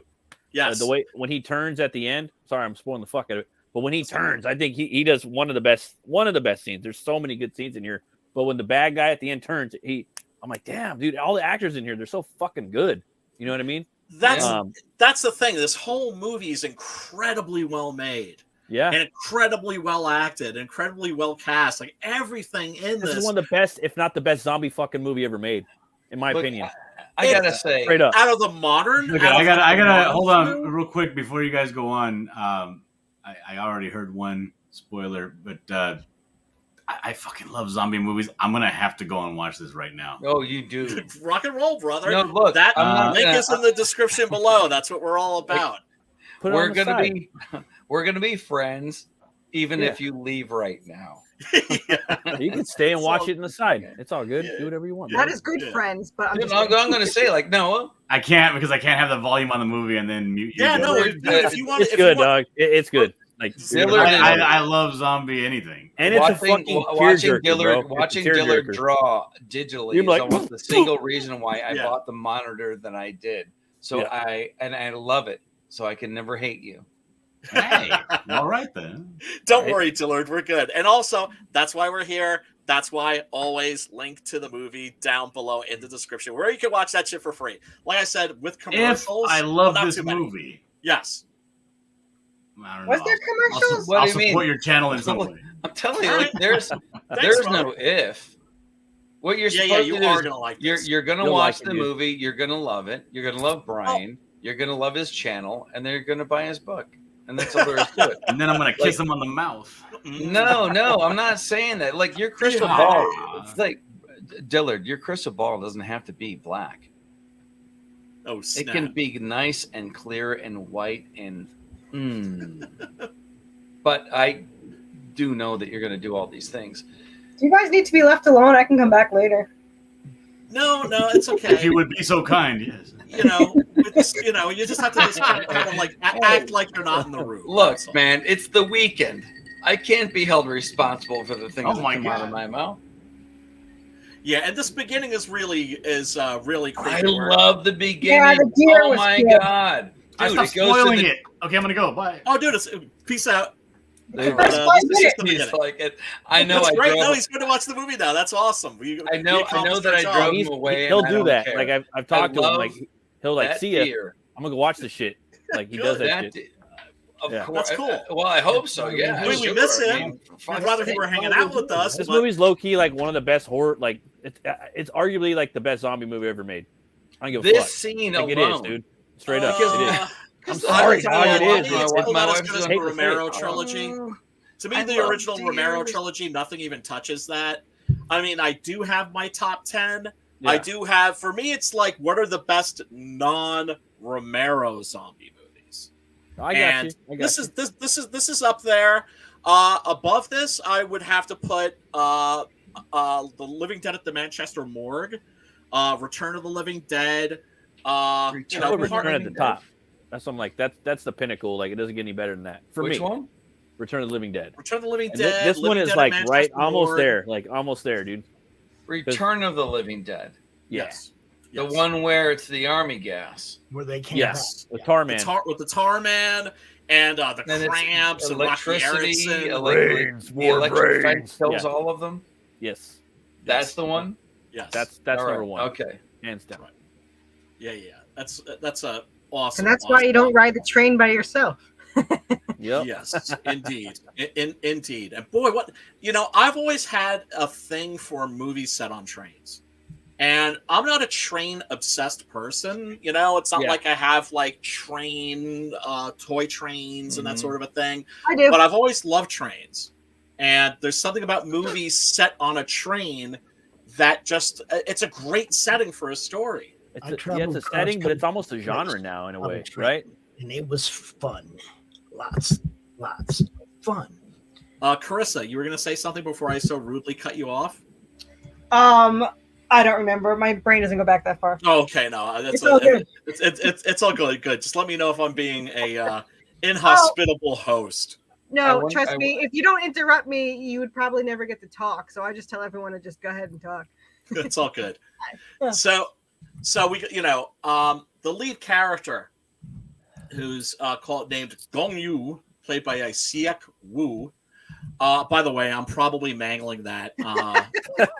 You're mangling that, yeah. Yeah, well, because right. my pronunciation. I've watched a lot of Korean films, but not as many Italian films, or even like Hong Kong films or Japanese films. Like those, I can just like read the names off the credits, and I out loud, and often I will, Yeah. Sergio Corbucci. Romano Pupo. A little easier. Right? Because eventually you develop an ear for a language. Yeah, that's true. When I used to watch anime, I could correct the subtitles even though I hadn't really. Right. Much of it. Yeah. Whoosh. He is unfortunately a shitty father. And by all indications, also kind of a shitty human being. He's like a hedge fund manager, for one thing, which basically makes him like, a type of vampire. But also we see him in the first scene, in his first scene in the movie, he does something unethical, which is like, he's like, saying like, oh no, like he tells one of his customers basically like, oh no, everything's cool. Don't panic about the stock. And then he tells his assistant, let's sell that shit right now. And so, he's an unethical man in a unethical business. So yeah, he lied about saying that he was new. I'm new. Novice. Right. Yeah, he said, I just started here or something. So yeah. He's kind of a piece of shit, but worse yet, he's a shitty father. He has this adorable daughter with the pinchable cheeks and everything. Her name is Suan, which is actually the name of the little actress playing her too. And I just love how sort of disconnected he is. He discovers that it's his daughter's birthday, and so he asks his assistant, like, "Yeah, what are kids into these days?" Right? And so he buys her a game console, a Wii, and he's just like, "Here, like, check it out. I got you covered." But he's so divorced from his daughter's life that he doesn't even realize she already has one of these in her room. And so she's hurt, not because like, oh shit, I didn't get like a cool present, I already have this, but she's hurt because of how disinvested her father is, that he didn't even notice this. So that right there just builds from the get the relationship between these two. Yes, and at the end of the movie, just that little bit will hit that much harder and slap the fucking heartstrings. You know what I mean? This movie packs that all the way through, man. Like for me as a father, like I don't know, this movie is a tearjerker, dude. Like it's hard. It do a really good job, man. Go ahead. No, so go ahead, I love Return. I love the practicality of it. I love the more brains. I love the running zombies. I love all the things that we love about Return of the Living Dead. But this movie, dude, it's just so much more. And it really puts like Walking Dead to shame. It just like smacks you on the back of the neck, dude. It doesn't rip too. And World War Z too, because this has a lot of similar imagery, and it does it 100 times better. Yeah, like the way they run in, they're slapping right onto the train, the bodies, and just the way they do this, they handle their CGI and just all you have to do is I like the dark, the hiding in the dark part. Oh yeah. Oh, that's wonderful. Yeah, that's a really great scene when they go through the walls. When the expectant mother throws water on the window and slaps newspaper. Yeah, that was smart. I love that. I rewound. There's so many parts. I didn't get to finish this. My wife hadn't seen it. I had, and I'm looking for a refresher. While we're playing darts, I'm constantly rewinding. Look at how they wrote this. Look at how smart this character is. Look at this. The camera angle of the male train attendant when he gets bit and he gets turned. and the camera is pointed up towards his face, and he's just crawling towards it. Dude, just that one shot. I'm like, look at the camera work. Like So everything about this movie is everything. awesome. It's hard to beat, dude. Like, and there's some they're so comic booky and manga. Like, there's a scene where the dude, like, and it's not CGI. He comes at the camera like full speed at the end, a zombie, and like the way it's turned, and like you could pinpoint it and slow it down to where it's a comic book, dude. Yeah, they do turn very fast. They turn very fast. The contortionists, yeah. Well, the way they do did. it. Oh man, because and there it's was sped up, one, too. and my wife goes, "How come the girl that got bit on the leg? It took her for a while to turn." Some and of them then do. These others, they're Some of them turned do. so fast. I'm like, What up, well, Jeff? she was bit. My answer, I didn't know this. I don't know for sure, but I'm like, my answer was, the first girl was bit on the leg. Everybody else is being bit on the neck. True, the blood, and that's where I figured the math was. Oh, you mean like right? Well, it's not like 28 days later where you know it's like literally 30 seconds, right? And, or in like and even in thinking, World like, War start Z, counting down in your they're head. counting to 12. I think it's just like for me personally, I think it just depends on the human. You know what I mean? Well, it's a brain. Really, If it's a brain thing, then if you get bit on the neck, your brain's right here. If you get bit on the leg, right, then there's some travel time.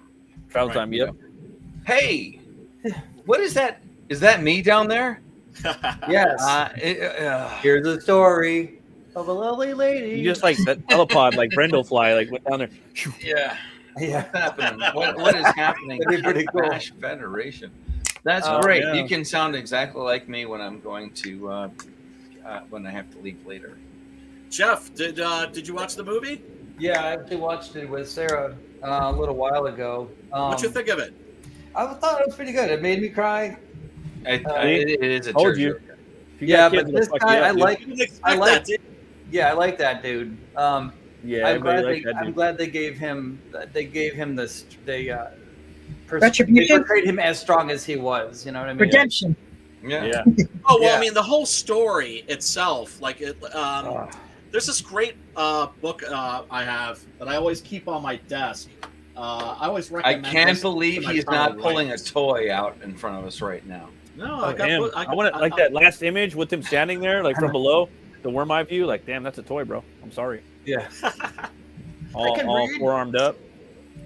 The Seven basic plots. Oh, Yeah, Lord. Christopher Booker. I know it looks really thick, but trust me, you only need to read half of it because the second half is basically just a reiteration of the first half. Yeah. It's a Jungian. I'm very much a Jungian. It's a Jungian approach to storytelling, and he basically breaks down what he refers to as the 7 basic plots. Yeah. And the basic meaning that there are a lot of plots that are not those plots, but they're versions of that plot, or even inversions of that plot. Do you know what I'm saying? Yes. And this is very much a redemption story. And Oh yeah. On multiple levels, or too. right? I'm glad you have that book. And I've done a little bit of work on the 7 plots, or at least some YouTube research on the Very cool. on the 7 plots. So God damn, I need to be on the same page with somebody. Holy shit! Well, here's the thing. Here's the thing. And one of the reasons I always recommend this to my fellow writers is that you know, if you're stuck and you think to yourself, okay, what basic story is this? Where does my story fit into this? Mhm. And then you can look and see what is the typical progression. Now, that doesn't mean that you have to follow that. Yeah, that's You can pretty go in the interesting. opposite direction, Yeah. Right. right? So Yeah. it's not like a how-to or a paint by numbers. But it's just a tool that that helps you. Yeah. Teach us how to pray. To pray like this. Don't say these words every single time. Just pray like this. Right. Roman Catholic. Every single Sunday. It's the thing you're not supposed to say every single time. Episcopalians too. And it's all You fair. got a pooch? You got a buddy there with you? Keep in mind there may be Jews in here. I don't know that for sure. I'm just saying it's a possibility. They're everywhere. In this movie, I always thought that was a guy from Doctor Strange. Like, oh, he leveled up. Oh, from yeah. Bruce. Yeah, for the It's not Eternals. him. Oh yeah, they It's do. not Look, him. they're similar. That They're guy. very similar, but that's the guy Yes. from the Eternals, which I haven't watched yet. He Which I looks haven't more watched mellow. either. Look I've at like the zero nice, interest. But I like Doctor nice Strange. mellow, I thought it was dope. half-lidded eyes, First and he's one? like, yeah. The other guy's no more problem. Well, he's just pudgy, a more G. doughy. This guy's more buff. Yeah. Well, Carissa. he's more of a brick. Do you know what I'm Yeah. saying? This guy's buffer. This guy's gonna like do some body slamming into zombies, you know. And that That was scene, a like, good I love when choice. they turn though, Good like choice. when he turns and the bad guy turns at the end, and Yes. the main, I guess the dickhead father, when they turn. I like the Right. turning scenes, you know, when they're fully like, all right, they die. Yeah. You know? Special Those scenes are effects very are heartfelt and fantastic. they pack a lot of emotion. Everything in this is first rate, and if you look this up on, let's see, Rotten Tomatoes, because this is the thing that's very unusual about this film. It's very rare that you find movies that everybody likes, Yeah. right? How many can you name? This is a Star classic, dude. Wars, Yeah, this like Jaws, the Matrix, maybe. I mean, I don't know. They're very rare and they're far and few in between. On Rotten Tomatoes, this has a score of the tomato meter is 94%. The audience score is 89%. This movie's gonna go up there, dude. Like it might even surprise you how fucking far it goes up in the zombie like genre. Oh, dude. Like 10 years from now, you're gonna be like, what This the has already fuck? had a It's prequel. up there with Night of the Living Dead type shit. Like it's gonna be up there. It's gonna like I agree. fuck I over agree. a lot of, like, I what was if I was John in the Wood middle beat of out Return? Like it might do that. It might do that. I was I'm in just the saying, middle dude, of it might do that because the other ones aren't kicking bringing my that shit to the wife's table. They're ass not in bringing that darts. emotion to it. So it's a good I was movie, still man. loving this movie. Arguably, again, the best zombie movie ever made, in my humble opinion. Right. Actually, Yeah, go ahead. Yeah. no, I was just gonna say that bone cracking grosses me out more than the any of the guts or biting or tearing apart. The sound Really? effects are killer. The Awesome. sound engineer Awesome. got that Yeah. wet crack. I love the bone cracking sounds. I love that stuff. It's Gnarly. gonna be wet though. Gnarly. 4 out of 5 chiropractors recommend Train to Busan. No, but I mean, no, that's cool, happened dude. to Like, the I actually think about that stuff, like, for Yes. How come Other it, reasons. How come it looks like?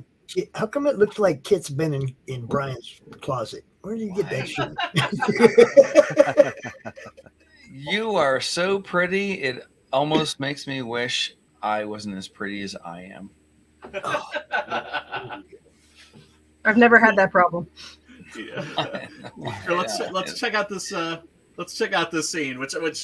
What is that shield though? Like he picked it up from outside the train, didn't It he? was Yeah. one of the Yeah. SWAT teams. Yep. Yeah. Yeah, but what is that? Grabbed it when they had to boogie, and that's a wonderful scene too. When they're in the train station, Yeah. Yeah. and they dude. think like, "Oh, cool!" It's like the army's here. It's like, yeah, but they're all zombified. Yeah, when they have the motion, the zombie motion, the first thing I thought of was World War Z as well, because Yeah, but this when is you're turning into an animal, animals don't attack they don't think about, they just attack like that, which is that's what they said specifically. That's how they wanted the zombies to look in World War Z. Makes all the sense in the world. and there is an American remake of this on the way, which is going to have The why? Rock and. You think? Wait. Gee, I wonder who The Rock is going to play. Okay. I'm sorry. I wonder thought you who. said it was going to rock, and I'm like, how can you be sure? Sorry. Come on, dude. No, it's Rocky they just need to make Johnson. their own. They need to make their own zombie movie, dude. They need to like dig deep. and No, find the something cool. normies can't watch this. So let the, you know what? I'm sorry. If you're gonna be like, I'll wait for the American remake, good. Watch that piece of shit. You can have that crap. You can have the Hollywood crap. Suck on it all you want. We've got the real shit. And This is the real deal Holyfield right here, dude. Like, straight up, bro. Like it is, B. Not like it is. yeah, and this scene is just bad. These zombies will fuck you up, dude. Yeah, they Oh man. yeah, but so will he. Yeah, for sure. Oh yeah. He's just ruthless, snapping their Yeah, necks. dude. He's bad. I want him on my team, bro. Batman. I want him on the apocalypse, bro. Awesome. I'll take that fool any day of the week. Oh, baseball boys coming in, right? I'll take him over Savini, the governor. It don't matter, bro. Look at that underhand punch. And most of this is camera work. And I wouldn't even say most of this is editing. This is probably my favorite scene in the movie. Oh, without a doubt. This guy that working together is insane. Yep, exactly. Like finally, he's starting to get it as this film goes along. He more and more gets it, and the more you understand it, the more you feel like you're invincible. You realize you're smarter than they are. Yeah, I love that. Bouncing him off the fucking roof. Yes. Damn, you gotta see that shit again. Back that shit up.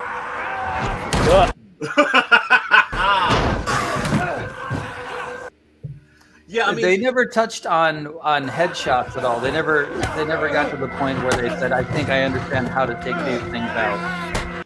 Yeah, there's no direct shoot him in the head. Someone called him Dennis. It's kind of like it's kind of like and it's this giant on the back. kind of like Andor doesn't have any of the force. And it's not like these are like a wall of like shuffling flesh that are coming at you. These are just like berserkers. Yeah. Punching them is a little dangerous. What's that? What was that? That's what Punching them is a little dangerous because if you nick a tooth or something, I don't think I would have. Without a doubt. Yeah. Without a doubt. Well, yeah. But it's like a 28 Days Later did. You have to be one of them in order to defeat them. You have to be that crazy and that violent. And to understand a berserker, like one berserker, one living human is more terrifying than you could possibly imagine. One human living berserk person or person that's mentally unstable can take out like the one of the top. Like for instance, you got the one of the UFC guys, top 100 fighters in the world. Someone broke into his house. They went into the garage, and he fought him for 5 minutes before the cops showed up. He's like, dude, I was dropping elbows, I was punching him. He was 170. I'm 200 pounds. I'm one of the top 100 UFC fighters in the world. It was on, it's not the size. He was a berserker. It was a young like dude coming to his house screaming like, He was screaming like that at his house, and the wife woke him up. Hey, there's someone in the house. They're screaming. There's a man in our house. And he went out. He fought him for fucking 5 minutes before the cops showed up. You know what I mean? So imagine that, but zombie mode. You know what I mean? And like a whole terrifying army of them. Army of them, dude. I want to hear about the story afterward. Where I'll shoot you a DM, or I'll shoot you the link in a DM. You can watch the video. It's fucking awesome. Jay Money sent it to me. I'll show you. And then, of course, when they realize that the zombies aren't bright, right? When they realize, like at the beginning, when you know that dude has his shoulder up against the door, he's like, "Where's the lock for this thing?"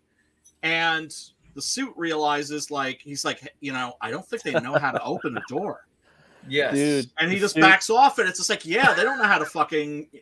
Because they have the most important trait of a zombie, and that's mindlessness. Right. Well, it depends which movie. Sometimes they work the doors. The rules. Yeah, they can open it by accident, but yes, it's still they're learning. Right. Well, it's like in 28 Days Later, they're not zombies. They're living people, but they're the infected. Right. But for all practical purposes, they're zombies in the sense that they're mindless. The rules. Yeah, I worked in labs like those. Yeah. Oh, so I'm sorry. Did you say that you worked in labs that are creating zombies? You know those exist. I used to work in labs. Oh, wait, Brian, you just turned this entire stream into something that's going to last 6 times longer than it was meant to. Let's do it. You know those exist. You work in labs. No, they do. They do. Here's the thing.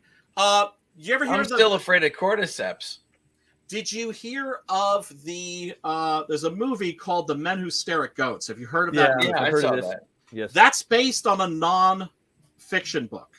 Right? No, I know. There's an actual branch of the army that's like drugs and mind reading and yes. So there was the backdrop for Stranger Things.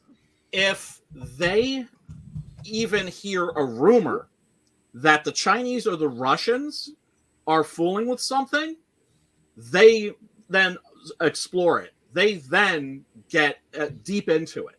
Right. So there is zero doubt in my mind that they're working on creating zombies. Will they be successful? In like getting like moving dead flesh to get up and move? No, of course not. That doesn't mean that they're not looking into it, and that's not to say they're not going to be like, okay, well, we can't get dead flesh to get up and move and eat people. So plan B, how about 28 days later? There's no there's zero doubt. I mean, that's just common sense. Are they is Pops invoking Chud? Chud. I love that. That's awesome. I love that movie. Not part 2, Bud the Chud. I hate to do it, Jeff. You're taking over for both of us. I have to. I don't want to know about it. I got to do family things, man. See, I told you. I don't want to know about it. Family comes first. The guy, brother. This guy right here who's taking care of his daughter. Yeah, I got to go do that. Okay, exactly. You gotta go save your brother. I gotta go. All right. Thanks for stopping by. I might be back. I hope you guys are still on. There's a distinct possibility. Yeah, we'll probably be on. Could be. It's not a long drive. I'll see you in a bit. Right. All right, brother. Peace out. Yeah, I mean, look, I'm sorry if you watch this movie and you don't realize family comes first. You're pretty much fucked. When I worked in the labs, I worked with the macaque monkeys. Meerkat monkeys. Okay, so Yeah. tell me what they did, what you did to them, and then what they did to you. Well, actually, I got out right when they started to not follow certain rules. When I was there, I was training the monkeys so that I used to do the EKGs and stuff and take blood work and stuff. But I had trained them to come to the front of the cage and just pretty much crawl out with the pole. And when somebody new started, they said, you're not allowed back there anymore to train them. You just have to do what you got to do. So after they stopped me from training them, accidents went up like 80%. And I actually wound up quitting. After I left, like a lot of shit went down, and they So I don't know how bad it got, but I did used to wear my white lab coat with the umbrella symbol, a patch on it. So well, that's the thing. It's like I remember there was this guy that was on the Jon Stewart show back like in the day, and he had written a book about art thieves. And like, well, who buys like the Mona Lisa, right? Mm-hmm. And you're like, who buys this stuff? Like, or like antiquities. Like when we invaded Iraq, or like before our forces arrived, there were commandos that went into the museums and knew exactly what they were looking for and grabbed that shit and split. Mm-hmm. And Jon Stewart's like, who buys this shit? James Bond villains?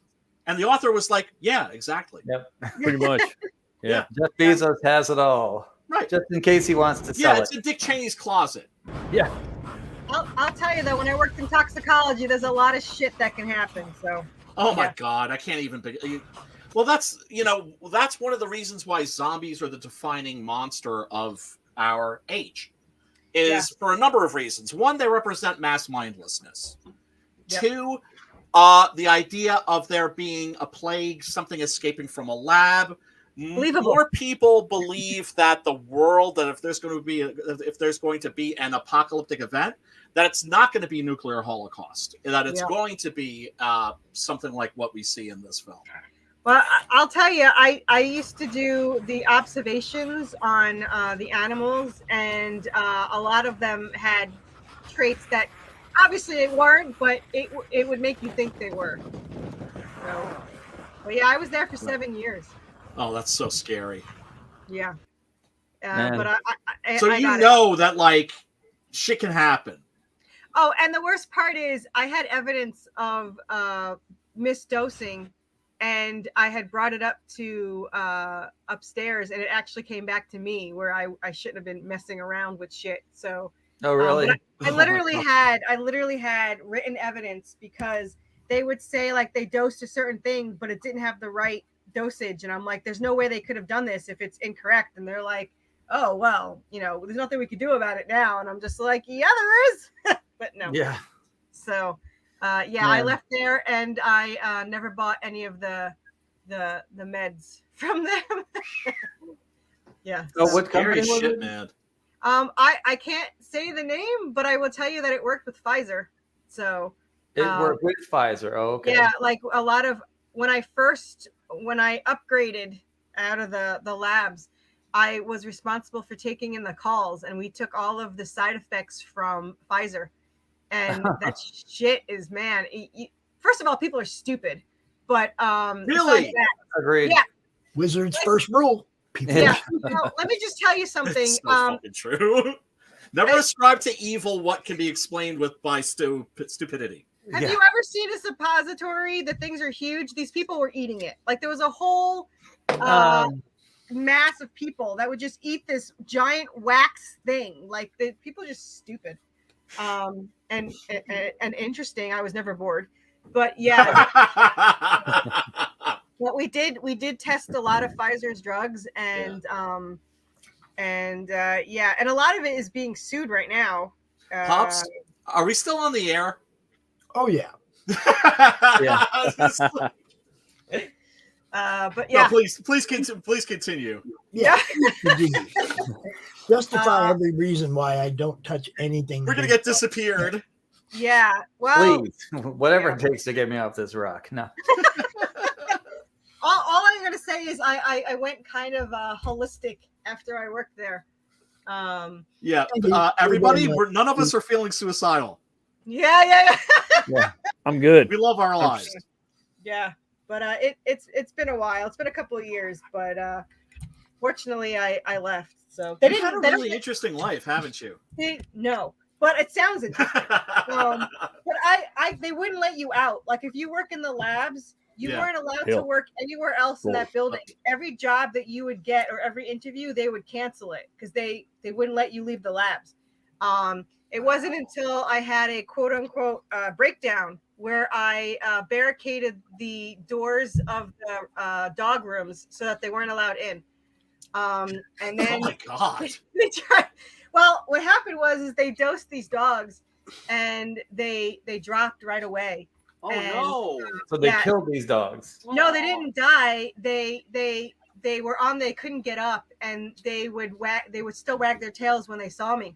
Oh my God! Right. They couldn't get up, so they wanted to come take blood from them, and I wouldn't let them. So I barricaded the everything, and they would call me down, and I was like, "You're not allowed to touch dogs that have dropped. That's the policy. You shouldn't be in here."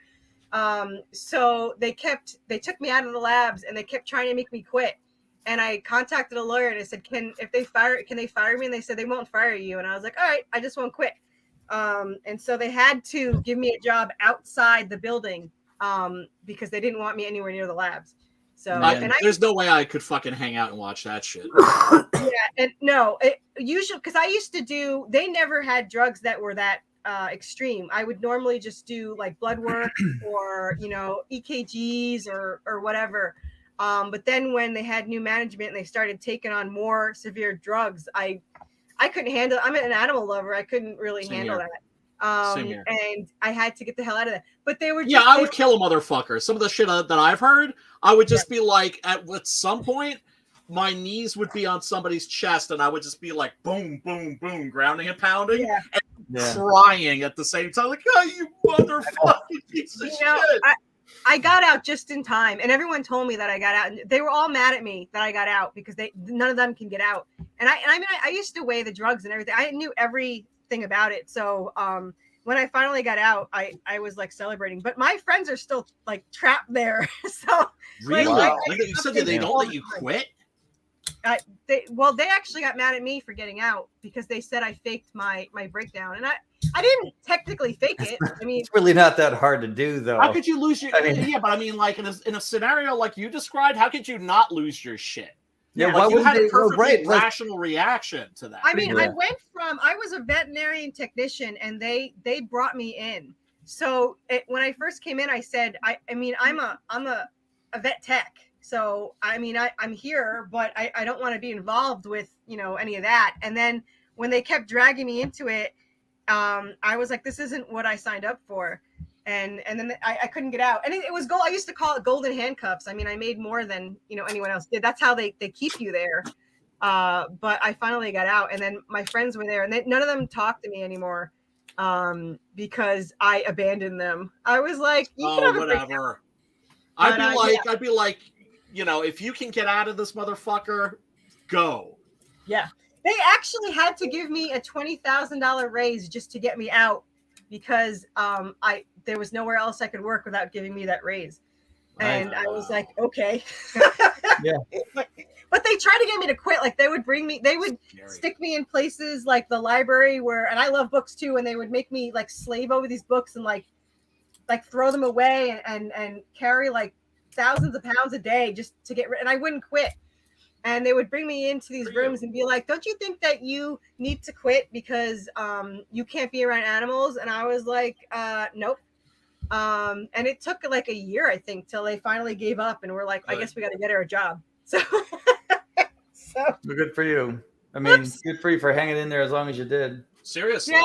Well, they still talk about me. So the chick that barricaded the walls and the doors with chairs and tables and shit. So. Right. But yeah. And dead guy, don't think that anybody here is judging you. You know what I'm saying? Oh yeah. Yeah, I was about to ask you. I heard something in it, like a testimony. It was like a testimony about this guy who worked in a slaughterhouse. Do they? You know what? Never mind. It doesn't matter. I'll look it up for myself. We're talking about zombies and like flesh eating. We have to get into this depressing shit. Guy. Love ya. Yeah. So no, I can only I mean See the DGP the conversation. Sorry. But no, it's all good. Yeah, this was when this happened. I saw them like this is not going to be good. Which is when they first showed the crowd at the top of the stairs with somebody like with his camera. I'm like, there was such a subtle beginning. I think you guys probably covered all this at the beginning, but it was just such a subtle beginning. One of my favorite things was when the one dude like just attacked the other one just outside of the window. Yes, and the little girls. It's Sunni, right? Yeah. It's let me see. Let me double check here. It's Suan. Yeah. So and Sarah pointed out her name is the same as the character, just spelled differently. Yes. Yeah. Probably for the sake of I wouldn't say for convenience, but if you're working with a child actor, I would think if you're using their real name, it would probably be a little bit easier. She's not a child actor. She's an actor who happens to be a child. I mean, she's not like a little Shirley Temple. That's that's the thing. This is like that's the thing about child actors. Like when I was about to say Joe Bob Briggs, when Billy Bob Thornton was looking to cast the kid in Sling Blade, he said he had all these like kids come in that auditioned, and that most of them were like little Shirley Temples. That's to say they could all sing and dance, and like their parents were way more into it than the kids were. Do you know what I'm saying? Yeah. Like that. Yeah. And then he met this little boy, Lucas Black, and he was just like what do you want to be when you grow up? And he was like the only kid that didn't want to have an Academy Award and a Grammy. He was just American like, Gothic. Oh, yes. Yeah, he's a good actor. Then he ended up in like Tokyo Drift, Fast and Furious. Yeah. Gothic was a good show. Legion. He's also in that. Right. Yeah. Right. Forgot about that. Yeah, but he was like this incredible child actor because like Billy Bob Thornton said, he was just like he wanted to grow up and be like a bass fisherman. You know what I'm saying? He's a real dude. So he wasn't acting; he was just a little kid. And that's very much how she comes off. It's such an important role because this is very much a story about a father, and so needless to say, fathers. About different ones. Right? It's about fathers. Yeah, it's about in different ages and different walks of life. Yes, different time periods. Yep. And it's a pretty cute scene with the baseball team. Yeah. Where this girl is tagged along to be their cheerleader, but she's really macking on this boy. Mhm. And he's like very sort of shy. He's putting his head down, and they're like, "Accept her, accept her, accept her." They're like, they're like rooting for her. So I mean, all of these characters, the two older women, it's so important. A movie like this doesn't work if you don't care about the characters. It really doesn't. Are they really sisters? I don't know. Because they look alike right there. Right. Yeah, one in of the old the days, they'd be like said to be re-educated, be sent to a re-education camp. I like how nowadays you fight over anything. You know, in when Japanese anime, they have to go into training to get their regular voice back, so they don't mess around. Interesting. I like how the characters in here are very archetypal, like a lot of them. You know what I mean? Like they stick out and they're easy to like pinpoint. You know what I mean? Are. Yeah, they are. But what's so great is, yes, they're archetypes, but they're also just work as just people. Yeah, totally. And Yeah, that's hard to do. That's hard to do. It is. They could do a good job of balancing the attention. Like you know who the leads are. You know who and so like the background characters are like they're mid-ground. You know, they're always part of the team. They're an effective part of the team, but the team's being led by the two guys. And it's almost like there is a hero combined in the two of them together. Like it's almost like they're like a two-part Voltron. Where you've got the strong guy and then you've got the other guy that I wouldn't say he's got brains, but maybe an intellect. Those two, yeah. That might those might be the same things. I say that a lot. Like where I'll say something, he's not banning him, he's just restricting him. Yeah, so I'll do that shit. But I only try to sound smart. Sometimes it works. But you do DM right now. Likewise. Right. But yes. I thought it was pretty cool the way that they focused on the heroes being the way that they were. And the only thing that this movie is missing, and they shouldn't have tried to get it in the first place, is a dismembered prick. I shouldn't really say every zombie movie, but I remember watching Brian, read your Twitter DMs right now. Okay, I'll read my Twitter DMs.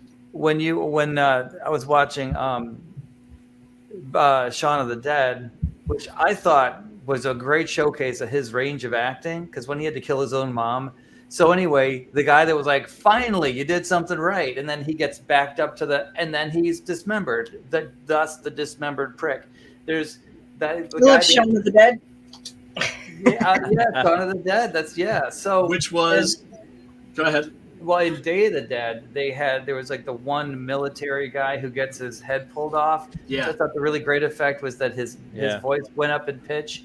Yeah. Well, his everything pulled away. I thought that was great. Another dismembered prick. There's always like a dismembered prick. I can't say always because the asshole in Night of the Living Dead didn't get pulled apart. We need somebody that we want to root for to get killed and not feel guilty about it. Right. Always. So the businessman here, he didn't get dismembered, but it was a little bit more poetic justice. Yes. Yeah, and he had a really good scene too of like turning at the end too. And he didn't know that he was infected. Believable, Yeah.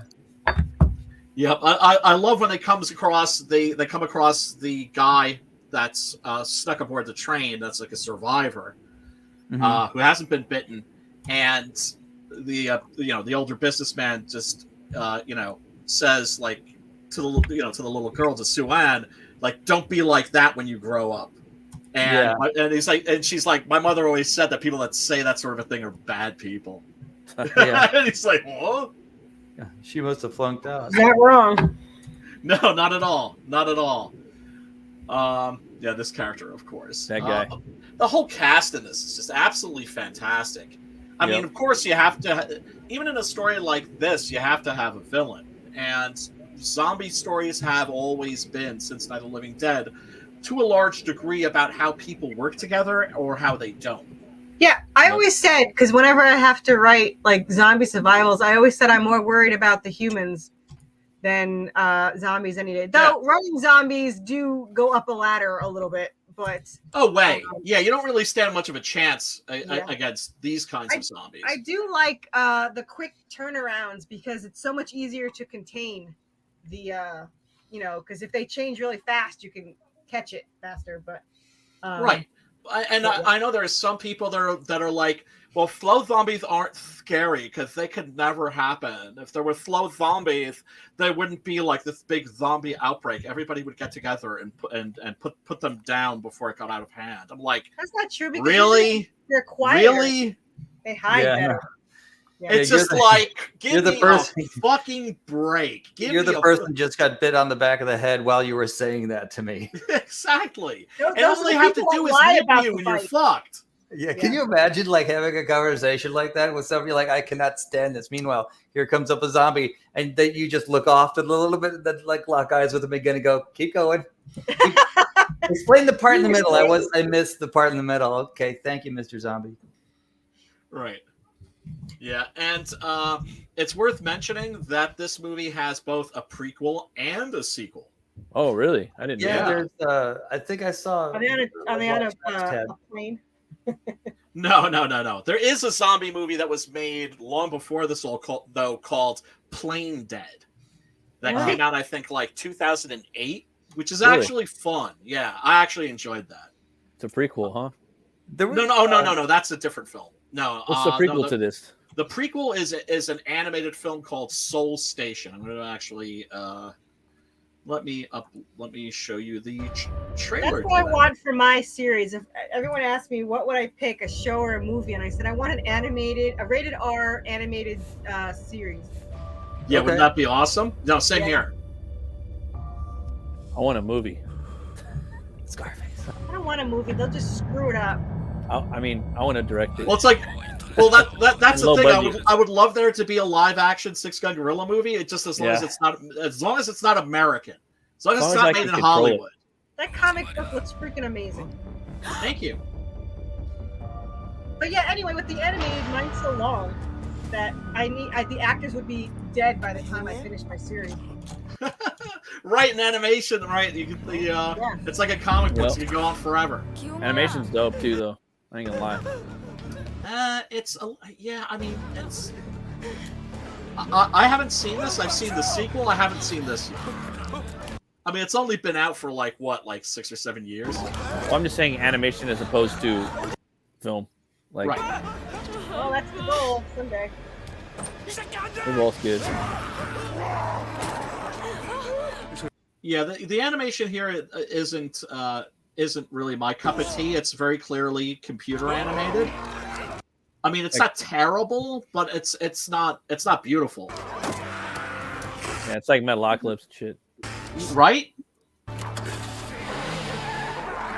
But Metalocalypse, it's like, okay, but those are like 15 minutes long, and they're 11 minutes long. They're 11 minutes long. I told the artist he has to go to animation school. Right. I think that's the reason I haven't watched this yet, is because the animation doesn't look great. It's like people are always surprised that I've never even watched a single episode of Family Guy. But I'm sorry. It's just like I look at the animation, even the character design makes me go, that shit's hilarious, dude. That shit's funny as fuck. That's what I've heard, but it's I watched like the ugly as first sin. I few can't look at seasons. it. I haven't watched really too much after that, but it was funny, dude. That's what everybody says. I stopped watching The Simpsons too, like after the first 10 years or some shit. You know what's funny? When The Simpsons first aired, it was so subversive that my brother and I, we videotaped every single episode. Yeah, because we were convinced. It was on the Tracy Ullman show first. Tracy Ullman, yes. Yeah. Yep. We used to wait for we started hating the show, but we'd wait for the commercial, and then it'd be like once in a while they skip it completely, and we're like, we got gypped, man. Yeah. Oh, those original shorts are friggin' awesome. Yeah. I always loved the Halloween Treehouse. What are you saying? Those are the perfect. I waited for that. Those are my favorite. I waited for that too. That wasn't there. I think there was their first episode ever, a Treehouse special that wasn't on Tracy Ullman. I can't remember. I can't remember. I thought somebody said the very first one was a Treehouse before, but I think it was. I think it was. It might have been. You might be right about that, but it was funny because my brother and I, like I said, we videotaped every single episode because we were like, oh my God, this is so subversive. It's never going to have a second season. Yeah. And so it will never be in syndication, and then it will disappear, and we will never be able to see that shit again. You're horrible at predicting, man. Well, I was right about the Henry Cavill thing. I was right about that. Yeah. But yeah, no, I mean, and like what? The Simpsons is still running, what, like 30, 35 years later? It's the longest running animated series, and I think it's almost the longest running show. It was Dateline, I think, or one of the Doctor Who, I remember. Yeah. And after all the hullabaloo about, which one is worse, Married with Children or The Simpsons, after all that was over, The Simpsons got like some sort of Good Housekeeping or Parents, some sort of magazine gave them an award for being the best cartoon. Like, I love Married families. This is Married with Children was my family. That and Roseanne Barr, the Roseanne show. That was my mom to a T. Yeah. Yeah, my mom too. She doesn't watch this, so it's all right. No, but we always used to watch that. That's my mom's humor. And Roseanne Barr just came back with stand-up like yesterday. So. Oh, really? Oh, that's right. Yeah, her really? first coming back from cancellation. Did you guys ever watch The Green Room? I think it was on Paul Provenza's Green Room on. Well, you can get clips of it on YouTube, but she's on some of them, and it's basically just a bunch of comedians in a circle. There's crowds behind them, but they're just talking to each other. It's The Green Room with Paul Provenza, and the ones with like the Dana Gould is in some of them. They're good, but Roseanne's in one of them, and she explains the whole burnt cookie thing. Dana Gould. Yeah, I'm sorry. I have a little hard on against that guy. He's like a real shit lib. That's right. No, I know. It's like very pro censorship, Yeah, when he's but he's funny. He's funny. No, that's fine. I know. Yeah. It's the same thing with like Patton Oswalt. I want to see some of the movies, but I'm like, but you just apologized for taking a picture with Dave Chappelle. I know.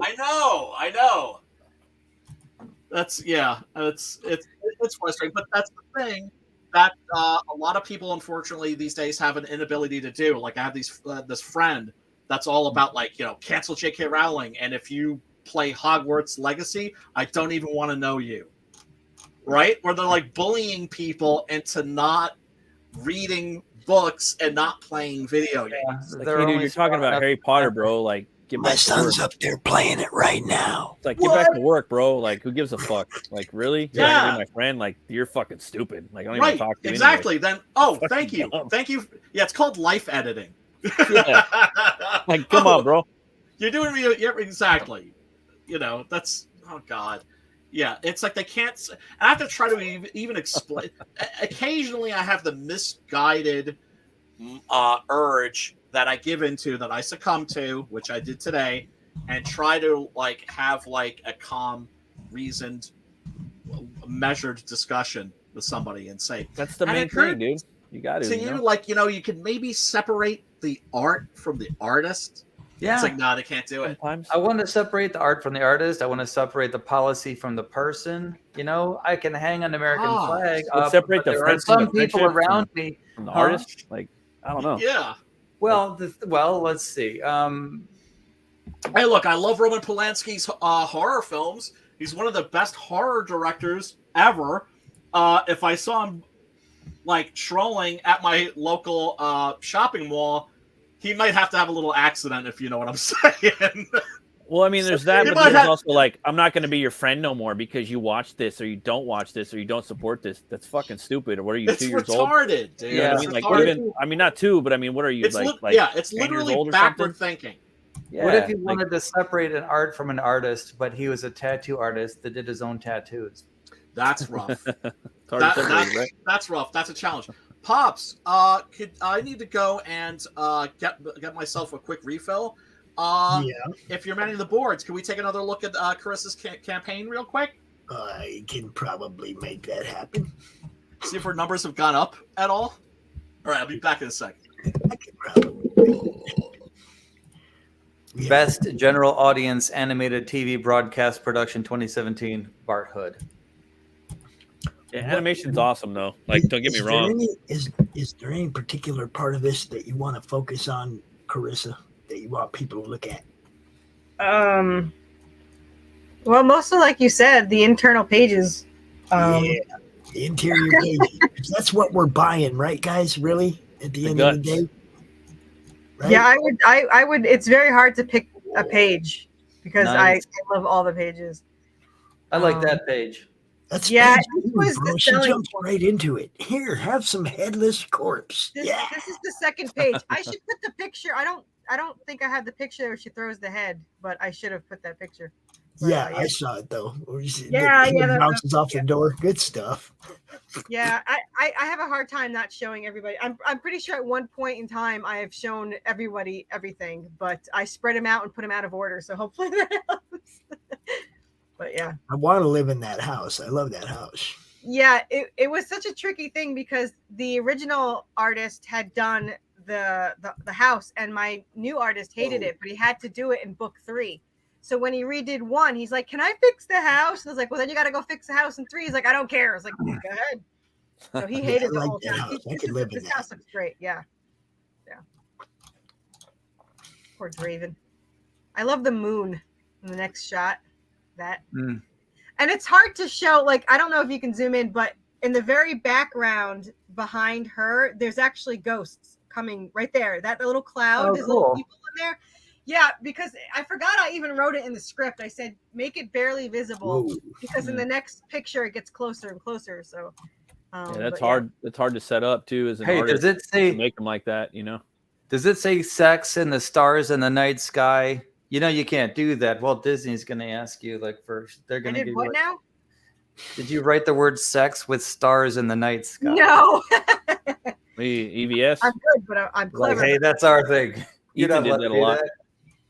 I mean, the thing about comic books when I write, he first had that gate shut, and the gate had to be open because they run through it, and so we'd have to be like, go fix the gate, and then he had to have the iron posts on the walls because the ghosts can't go over it. So really? I had to explain. Yeah, the ghosts can't cross iron or salt. So I had to say you have to go back to the stone wall and put the little iron bars across so they can't go. So I'm very good with details. Yeah. Thanks. Yeah, you got to watch the background because I do all these little things that people wouldn't even know, but I know they're there. So I know that's what I think about all the mistakes in my models. I'm like, son of a bitch. Do you like it? Yes, I love it. Well, let me tell you about everything that's wrong with it. See this? They're just not quite the same. I like this page right here too. People probably wouldn't even understand like half the things. Like there's this part and every time you watch a movie, you know, they turn on the TV and it would have exactly what needs to be on there, like the information, exactly what they need to know. And I did that. But if you look at the picture, the TV is unplugged and the angel's outside the window making the news happen so that it would lead her to the hell town. So a lot of people wouldn't even know that. But it was my nod at all the time that you turn on the TV and it tells you exactly what you need to know exposition wise. So I used to hate that about Matt Houston. Yeah. Anybody? Matt Houston? No. Never heard of him though. That's an interesting church right there though. Yeah. Somebody.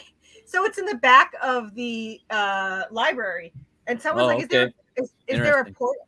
Well, you don't see the page. They go through the door. It's like, "Is the door a portal?" I was like, "No, it's a cult hiding in the back of the library." Okay. No, that's pretty. That makes sense. That's pretty cool. Yeah, Anubis kind of chases him in there. That's why it's hard for me not to put certain pages. I just want to put all the pages. Right. You can't show too much, but you got to show just enough. I like that. Yeah. Were you into that movie Legion at all, Clarissa? Were you in that movie Legion? I did. That was a good movie. Yeah. Right. I forgot all about that movie. That's a long time ago. That's her father, and that is Draven's father. And they have. I love their banter because they're so sarcastic to each other. Obviously, the demon's more fun to write for, but he's pretty sarcastic. But they have a lot of banter, especially later on. And it's fun to play off of them because they're supposed to be these, you know, especially the demon's like this badass guy, but he's like, you know, they screw up. Yeah, but they crack me up. So sarcastic. Fun writing the duality of these archetypes sometimes, right? And then humanizing them a little bit. Yeah. But so I did runes a lot. So I don't know if you could scroll on his, what's on his belt, but that's actually an anklet that controls Anubis. Oh, I see it. if you read any of the runes that I put, because I figured somebody on the planet's going to, they spell what they're supposed to Come spell. back. Where the hell they did he Viking go? runes? Come back here. So Just left. so the anklet there, actually in runes, it says Anubis across it. Oh no You shit! gotta zoom in. See that, right? But yeah, so and the prequel has a lot of runes on like the walls, and it'll say like beware, and it'll tell you certain things. So if anyone actually looks up the runes, it'll spell something. So I love the angels and demons stuff. Like, Me too. like I mean, just like like the prophecy, legion. Yeah. And if there's ever like a point where like they actually physically fight, like angels, demons, like we haven't really seen that too much in movies. Yeah. But they fight in the end of book 1. But the prequel will be how they came to be, and there's a lot of fighting with them. So the prequel is a lot about them, which I can't wait to freaking write up. You're gonna write about how fallen angels happened? Yeah. Are you gonna go fantastical, or are you gonna go apocryphal? I have no idea what that means. The Apocrypha, meaning, deep text, like right? the Book of Enoch, for instance. Some of the Like books I aren't included in the hidden chapters.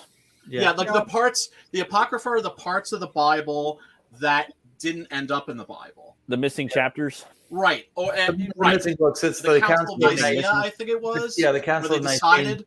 Right, Yeah. they decided, okay, well, what's good? What's going into this book? What's not? And what's so odd about king. Revelations is that Revelations is like, wait a second, how the hell did that end up in there? Like, so the Apocrypha is the stuff from the Bible that was sort of left out of the Bible. That's, generally speaking, stuff that's really wacky. Like Yeah, Mary Magdalene stuff. They left her stuff out. Yes. Well, Yes, there's I don't want to hear that shit. I don't want to hear her shit. Like, keep There's her shit out of also it. Yeah, no, that's the, true. That's the true. gospel- Straight Yeah. up. They just left her in charge, and they were like, Yeah, No, the book no. of the book Bill? of Joshua. Bill, what's love, brother? So, brother, The book of Joshua has a part that explains why. Remember, like not Enoch. Man, the red hairy brother comes in and sells his birthright for a bowl of soup. But the part in the book of Joshua explains how he did that because he thought he was going to get killed anyway because he just got done decapitating Nimrod. He was just because he's a hunter. In the book, he goes, "I'm going to go out and I'm going to decapitate the guy that was in charge of the Tower of Babylon." So he does, and then he comes back. He thinks he's being hunted. He's like, "Fuck it, give me the soup. I don't give a shit. I'll sell you my birthright. I'm a dead man anyway." So when he said he was about to die, some pastors will go, because he was hungry. No, he wasn't hungry. He wasn't, I'm so hungry, I'm starving. No, he thought he had a tail. He thought some people were going to come in there and take his head off. So yeah, my last meal. Right. Yeah, no, there's some really cool stuff in there. When I wrote nice. Nine Devils for Preston Acevedo, which hopefully he'll be working on this year finally, that was my first time where I got to write angels and demons and a rebellion in hell, right? Oh. Basically, I got to write the devil for the first time, and that was kismet because I had already done all the research, and so I knew who the Watchers were, and Nice. who the specific angels were that were behind teaching humans like how to make weapons and and all that stuff. It all just went. I love that. I love that. I had a blast writing that shit. Yeah, so principalities and powers, it turns out, is actually different ranks. Yes. Real quick, wanted to take a look at this. This is the sequel to Train to Busan. oh no shit. Yeah, it wasn't. It's called Peninsula. Okay. Right, that's what was up next. They're like, if you like that, you're going to love this. I'm like, I'd like to. Right. People, I think, were way too hard on this movie. It was not, generally speaking, well received. I really don't. I don't know what people were expecting. I guess maybe a repeat of the first. The best way I could describe this movie is that it's kind of like Zack Snyder's Army of the Dead, if Army of the Dead had been good. So it's kind of like Escape from New York with zombies. It's set 5 years after the events of Train to Busan, And so they have managed to quarantine the virus. They've managed to keep the zombie apocalypse from spreading outside of the borders. It's contained, but it's still there. And so it's about a group of people who go in to basically pull a heist. Can you go back? There's a I'm lot sorry, of... dude. Hmm? Can you go back a little bit? I'm sorry. No, that's okay. You get the truck? Loomsh! Yeah, special effects, of course, are great. Yeah. And so the zombies there, for instance, there are big fucking, like, walls and mountains of zombies that are been just, like, pressed up against, like, walls of glass for, like, 5-6 years, and they're just still there. Wow. That's got to drive you insane. Well, that's the thing. There are also people that live there. Because they either came in or they never left. And it's a lawless zone, basically. That guy. Is this in English? Looks like Woody Harrelson up in there. I'm sure that there's got to be... I'm sure that there's an English dub, but no, it's a Korean movie. Okay. That guy. I think... Well, mind you, there are a number of Korean actors. Like, for instance, the guy who plays the big guy from the first movie is in The Eternals. Generally speaking, whether or not you cross over has to do with whether or not you can speak English. Okay. Like, how good is your English? That's all. This guy reminds me of... He looks like one of the actors from Star Blazers. Star Blazers? It's the real life... The animated series? Spaceship Yamato, but it's the real life version of it. Oh, the live action version. Yeah. Yeah. Man, I was disappointed by that. It might be the same actor, though. It probably is. Because also, one of the things that's cool about Asian cinema right now is it's not like it's only Chinese actors in Chinese films and only Korean actors in Korean films, only Japanese actors in Japanese films. There's like a lot of crossover, which I think is awesome. 아저씨는 들키다가 처음인가 보네. Right, so of course you're gonna have like a gang of like deranged motherfuckers that are like using the zombies for like games.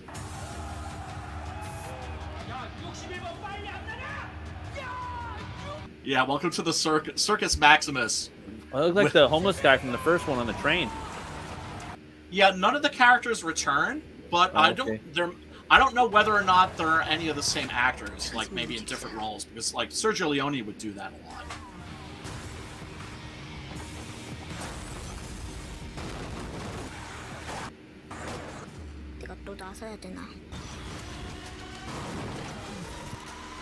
Oh yeah, the kid's got like a remote controlled car that she uses to distract the zombies, because the zombies will just chase after that thing because it's loud and it's colorful, and you know, they're not very bright. So are they the zombies? They seem to be active in the dark. Are they active in the dark in this one? I think so. It's cheating. Well, it depends. Well, no, not if there's a light. Not if there's remember, they could be. It wasn't that they were active; it's that they were in the dark. They were sort of blind. Yeah.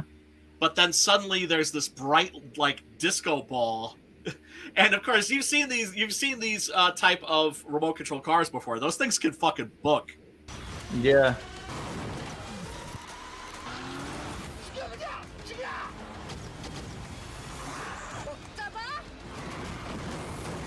So this is less of a horror film and more of like a adventure story, I would say.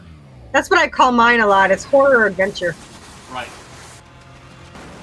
Which I'm fine with as long as they bring the horror, and this one does. I'm pretty sure mine does. Well, yeah, you hope, don't you? You hope. Yeah. You hope. Yeah. But that's the thing. We put our stuff out there. We don't know if people are going to connect with it or not. We don't know if what we were trying to convey is going to be conveyed. That's always That's always tough. I mean, Carissa, how do you feel about that? About putting your work out there to be judged? I think my story is awesome. Like I have like no, I mean I have like no self-esteem with anything I've ever done, but just I know the story is good. It has to be looked at. Like I think if people read it, they would give it a ringing endorsement, is what you're saying. Yeah, like because I mean I've known I'm not a very good writer at all. I'm an amazing storyteller. Well, no, if you read my story, like my co-writer is either blind or has Love is Blind. I don't know, but she loves my writing.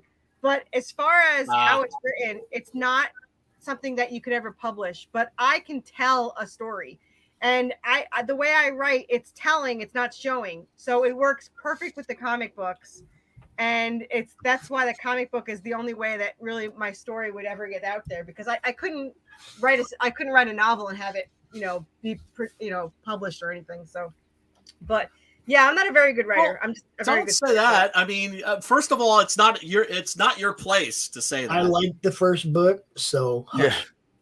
Well, I mean, because my attitude is like, I don't know if I'm any good. People tell me I'm good. I'm like, okay, well, I guess. I like all his books, so you hush too. No, what I'm saying is, I can tell a good story. Yeah, well, that makes you a writer. Hello. No, I'm just saying I don't write. You know how you're supposed to write when you show, don't tell? Right. I don't write like that. I tell my story and then it gets so it's not a novel. Yeah, relax. You're a writer. Because I had this problem. I had to deal with this bullshit from my man Matt over here, where he's just like, "Oh, I don't know if I'm a writer." Dude, you're a writer. Yeah. It's kind of like, here's the thing. I love what Robert Rodriguez said in his book, Rebel Without a Crew, which is all about him, like basically like being like a test subject, like a medical test subject, in order to get money to make El Mariachi.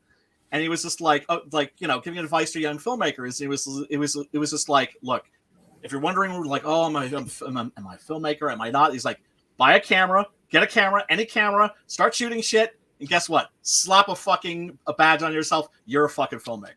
That's what, right? Whether you're any good or not, well, that remains to be seen. But you're a fucking filmmaker. I always feel the same way. You're a fucking storyteller. You're a fucking writer. Deal with it. I had people coming up to me though, wanting me to write their story, and it's not something I can do.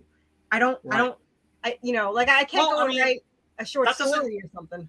They want you to write a story that they came up with, or they want you to write their story? I want that. They want me to write a story they came up with. Oh, okay. If I wanted you to write my story, I would be like, I want you to sit there and listen to me talk about myself, and then you just write it down. Well, that's what editors are for. That's what editors are for. You put on a recorder and just listen to them and rewrite it over and over again and find the fun and journey and figure the story out. Well, here's the thing. It's like I have written other people's stories, and I can do that, but I mean, not everybody can. I wasn't sure that I could, but I tried it, and I discovered, like, hey, this actually works as long as I'm vibing with the story, and I'm working with somebody really cool like Preston Acevedo or Adam Lawson. And you gotta like it yourself. You have to like it myself. If you don't like it, there's no point in doing it. Is there some part of you that's like, it's easier for me to like this if I imagine myself, when you're doing this for them. But you like. Oh yeah, and you have to keep that in mind too. That's the mission. Is that which this means is you're better at this than they are. Well, so which gives you a little bit. It gives you a little bit of pride, because then you can take. They're giving you a lump of clay. This is my lump of clay. Can you please make me something out of this? You see, I don't see it that well. Like when I wrote the Blood Hunt Doc Salem crossover, which Sim, if you're out there. Sometime this year, please, mofo. I throw lumps of clay. Clay at Brian all the time. Yeah, you don't want to know that. When I wrote the script to that, which was a blast, the way I saw it was like Sim and Preston invited me to play in their sandboxes. Like they put their sandboxes together and gave me their action figures and invited me to play with them. Yeah. So I didn't want to I wanted to treat them with care. not break their toys, show proper respect, and not take a big dump in their, sandbox, right? So the cats hate that. No, well, because you have to. That's a job, and you have to have a certain sense of responsibility. You want to make sure. First of all, I got lucky because they're both super easy to fucking work with, right? Yeah, super easy to work with. But also, it's just like, hey, if I have your character saying something that they wouldn't say, you have veto power. You gotta let me know that. So everybody. Yeah, you can't have everybody sounding the same. Timothy has a question. Sorry, I was full screening. Oh yeah, what is the craziest Korean movie that you've ever seen? I can tell you what the craziest Chinese movie is. I can tell you what the craziest Japanese movie, craziest Korean movie. I would say it would have to be Save the Green Planet. Save the Green Planet is not an easy movie to find. I don't think it's on any streaming services right now. But that is like a cross between... It's basically like Misery if Misery had been directed and written by Alejandro Jodorowsky. Now, if you're not familiar with Jodorowsky, then, that doesn't help you much. But it's a movie about a young man, who kidnaps a Korean executive, a corporate executive, that's basically responsible for killing his family. But through environmental pollution, that kind of a thing, right? Okay. And he kidnaps him, and he's convinced that he is the emperor of a invading force of aliens that are coming to destroy the Earth. And he's like, I'm just going to tie you to this chair in this basement. I'm going to fucking torture you. First, I'm going to cut off all your hair so that you can't telepathically communicate with the rest of your forces. Nice. That's nice. And I'm telling you, what a pops. and help is coming. And I'm telling you that movie, it's completely bizarre, it's completely deranged, and at the end, it will break your heart. It will absolutely break your heart. Green Planet. Save the Green Planet. Save the Green Planet. Go out of your way to find a copy of that if you can. If you are into adventurous filmmaking, it is you will be rewarded for sure. I'm gonna get going. We're just about to wrap up. Okay.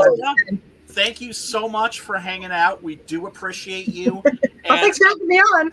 And everybody, go check out Worthy Chaos. Link should be in the chat. I'm going to try to make sure there's one in the description too. You can also, if you just search Worthy Chaos, it's the only thing that pops up in Kickstarter. It's in. Oh, that's cool. It's in the chat. It's pinned to the top of the post. And it's in the chat. Go check it out. Watch the trailer, folks, and support indie comics. Corissa, thank you so much for hanging out. We do appreciate it. Thanks for having me. Any old time. Bye, guys. Bye. Bye. Oh, man. You want to see something cool? Want to see something pretty cool? Got this today. Ooh, nice. Oh, nice. Yeah, it's boy. It's like Wrightson, dude. Yeah, it's not Wrightson. It's not Wrightson. It's so not Wrightson. This is the new Severin double disc Blu-ray from Severin, Dracula versus Frankenstein, and on the flip side, Al Adamson's Brain of Blood. Damn, look at that artwork. Looks sick. Yeah. Al Adamson was like Ed Wood, right? Like Ed Wood would look at his movies and be like, Dracula versus Frankenstein is his best film by far. I use best in quotation marks. This movie is outrageous filth, outrageous trash, and you need to have it in your life. You really, really do. It's one of those movies that if it were made to be as trashy as it is on purpose, the director would be a genius.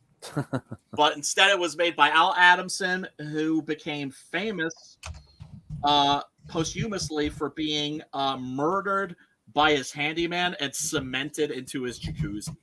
Whoa! Wow! And it's got there's a documentary about him actually on that's on Tubi. Whoa. Yeah, and this is the soundtrack on CD, which I can't wait to bump in my car.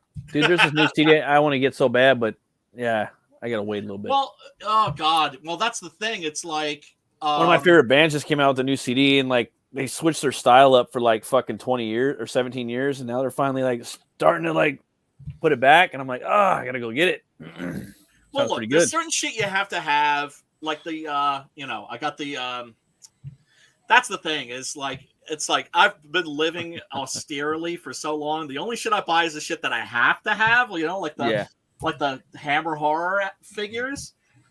Because I mean, shit, I dreamt of having those for 40, 45 years. Yeah, now you about got 50, them. Really. Where are you finding those at? They're online. Okay. Some people, you can find them at some Targets. Okay. That sort of thing. And they're like $18 a piece, but wow. Come on now. It's not only Hammer, it's Hammer Mego. That's so esoteric, though. I mean, like, they have real clothes, right? So these aren't action figures. These are dolls, right? Which makes them that much more badass. Got the Peter Cushing, of course. I got the reptile. Got all you said shit. Target. Like when I go through online, there's a display at our local Walmart that has some really decent, car model kits for like $27. Not even $18. A full $10 more expensive, and it's not like snap together. You know what I mean? They're not. Like actual model kits. Yeah, in Japan, glue there. I didn't pick one up yet. I can't bring myself to do it. And it's not even like I don't want to build it. Of course I do, but like every time I look at one of them, I'm like, I got way too much stuff going on. How can I? It has to be the perfect thing. It has to be like a Buick GSX. It's got to be that car, and then I'll do it. Yes. Well, but that's the thing. Then you have to do it. And then I will do it. Yes. Yeah, and it was just like, oh, I shouldn't be spending money on shit like this. Yeah, with my wife standing right next to me. but here's how I justify it. If I don't pay $18 now, you'll be paying $28 for the Christopher next Lee year. Frankenstein monster, or the zombie from Plague of the Zombies. Mm-hmm. Right, and these are really sweet sculpts too. I have to say, the sculpts are very good. If I don't buy them now, they're going to get snapped up by speculators, and then later on, I'm going to have to pay $50, $100. The same motherfuckers that ruined comic book collecting, speculators, that's ruined toy collecting. Indie comic book stuff is going like that on eBay now. So you see, I'm saving money. I'm gonna look. You're making a lot of sense. I think you and Kit Bash should get together and make some stuff that is going to be worth a lot of money in like 2 weeks. Right? That reminds me, I gotta go see my neighbor down the street. He's gonna help me, and he's gonna help me understand calls and puts. Somebody who like does trading just because he gets bored sometimes. He understands everything. I'm like, I need to go talk to that guy. I love it, dudes, for real. And I do not mean to derail this stream, but no, we're about to wrap up. Zane, so derail all you like. Zane made $1,200 on that meme stock shit. Oh, really? And went for a vacation with his girlfriend to Tennessee. He's like, he made $1,200 and just took a vacation. I'm like, damn. Please, this is like my son, and I'm like, please tell me everything you know. That is gangster as fuck, dude. He understands that stuff. It's like the whole point behind my son learning a game is like, the point is this: learn the rules for the sole purpose of exploiting its weaknesses, and then bang. I'm like, well, that's I my made boy. $400 in 5 minutes, and then I didn't have $400 in 6 minutes. Yeah, right. It went up and then down I again. leave it alone. I'm NFTs, like, all the NFT shit. I it's don't like, even know. I can't with some of that stuff. I just I know. I'm leaving it alone anymore. I'm like, I I just want a good financial advisor. Tell me where to put the money, and then later on, yes, hopefully it works out. yes. Everything I've ever done to make money was listening to somebody else tell me what to do. Seriously, Right. which is why, like, we were hiring you to do this. Okay, I'll do that. And then now I'm doing that. I'm hating it, but I'm doing it because it's paying the bills. Right. No, and that's what that shit's about ultimately at the end of the day. So, folks, thank you so much for tuning in tonight. We're gonna take a look at next week's movie because we're gonna be having another guest on that has a book. It's skipping my mind right now, and the name of the creator is skipping my mind right now, but he'll have to forgive me. But I asked him, like, hey, like, what movie could we do as long as it's not behind a paywall? And he gave me a couple of names. Just so happens I found the abominable Dr. Five's beautiful Blu-ray cut on YouTube, and for some reason, people are much more likely to check the movie out when I post the link. They're much more likely to check it out if it's to a YouTube and not to a Tubi. Like a lot of people don't know what Tubi is, and maybe they don't trust it or something like that. Yeah, and people like familiarity. So I'm usually schooling people on what Tubi is. Most people don't know what it is, dude. No, they really in real life. Really weird like, what too. the fuck is that? So many people know what Plex is. So yes, this is the abominable Dr. Five, starring Vincent Price, which we will be covering next week. Hell yeah! By the way, I think the animation here. I'm glad it's been decided now. This video, this trailer, by the way, by Terry Gilliam. Oh, really? Oh, well, that makes sense. Now that you say that, I'm like, oh yeah, totally. For a murder, or 2, or 3, or 9. Who's this? Daddy. Ladies and gentlemen, I want you to meet a dear friend. The money shot. 9 Caroline Monroe. killed you. 9 shall die. Your wife no 5s. But Joseph Cotton. you I will kill. But you can't, Doctor. I am already dead. Damn, he's got a voice modulator. Nice. How are we going to get him off this? Like Batman. You take his head. Yeah, he doesn't give a well. That's also we discovered that that face that he's wearing. Yeah, he's literally wearing it. That's not his real face. And I'll take his feet. Let's unscrew him. Yeah. That's dope. Dr. Five, who samples Oh, and it's kind of a comedy. the finer things of life. So I should be smoking my Arturo Fuentes work of art while I'm watching experiments. This, well, I would say that this movie is very, very 60s. Fascinating instruments. It's a good cigar. I bought 4 of them. The what, sir? The guitar. No, I miss smoking stogies. On the Pharaohs before Exodus. 9 shall die. 9 eternities in doom. Curse of boils, of bats, Nice. of frogs, yes, and the curse of blood. I had some bats in my attic. Bloody middle. Oh, bats are adorable.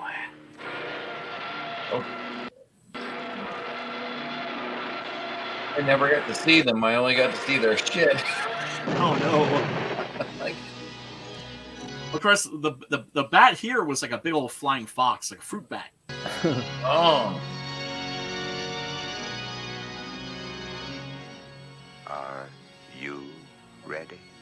Total Terry Gilliam. As soon as you said that.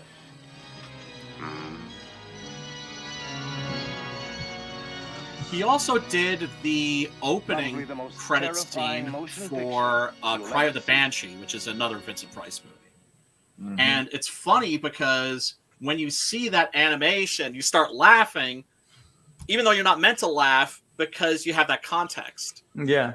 Right? It's kind of like there's this Western where Curly Joe from the Three Stooges plays like an outlaw that's pretending to play. No, not Curly Joe Dorita.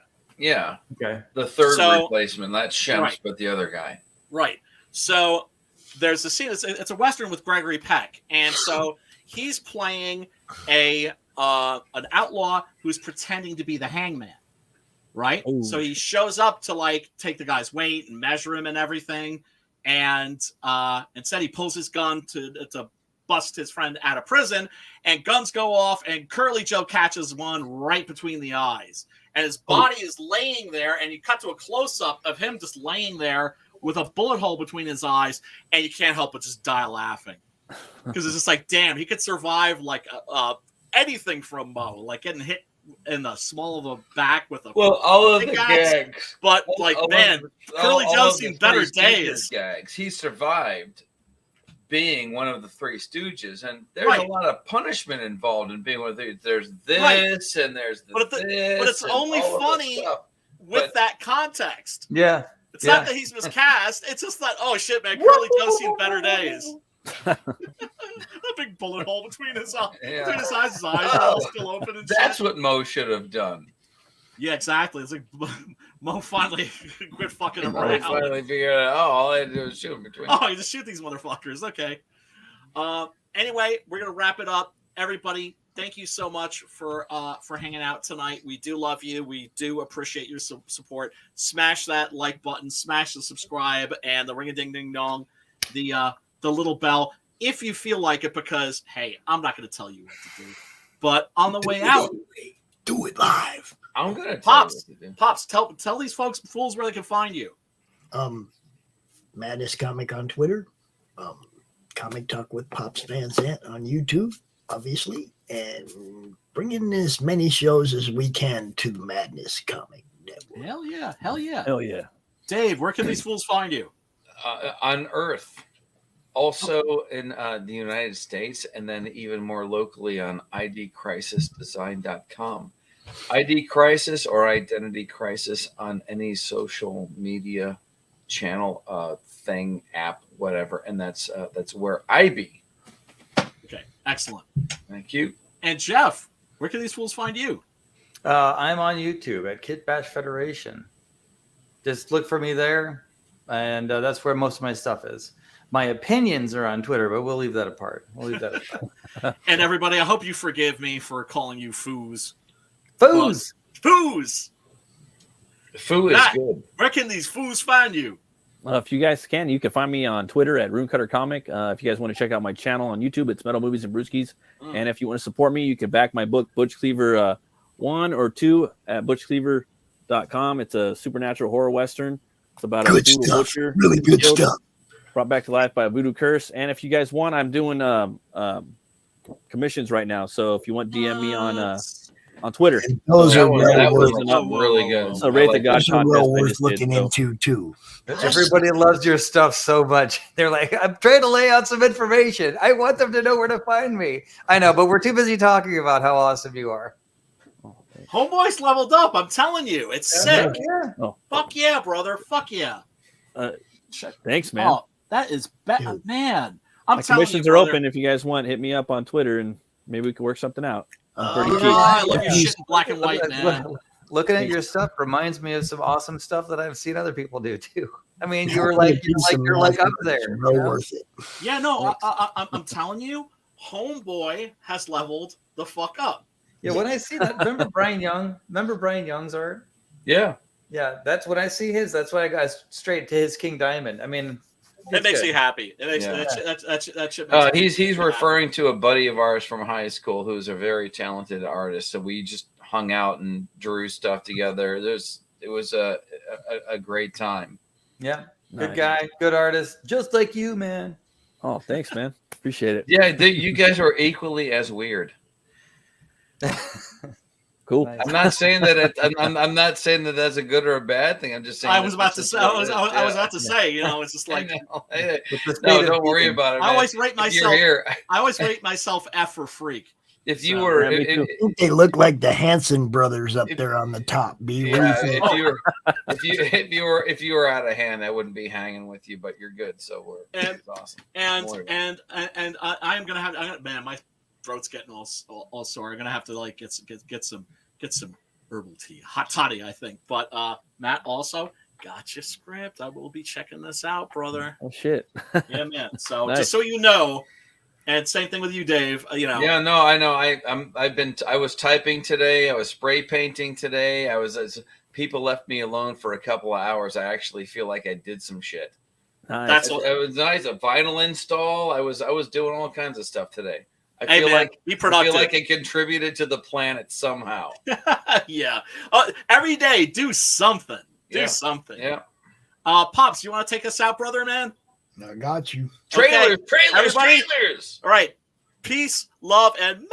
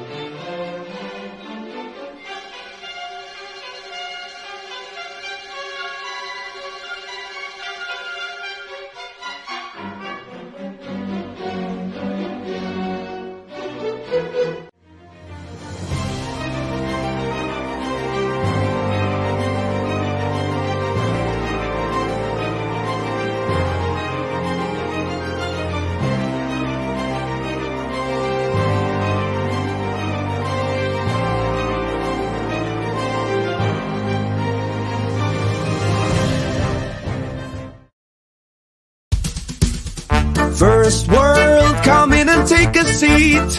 Pay us no attention, it's all conspiracy. We have satire and parody, some funny, some perverse. If none of it's offensive to you, you'd be the first.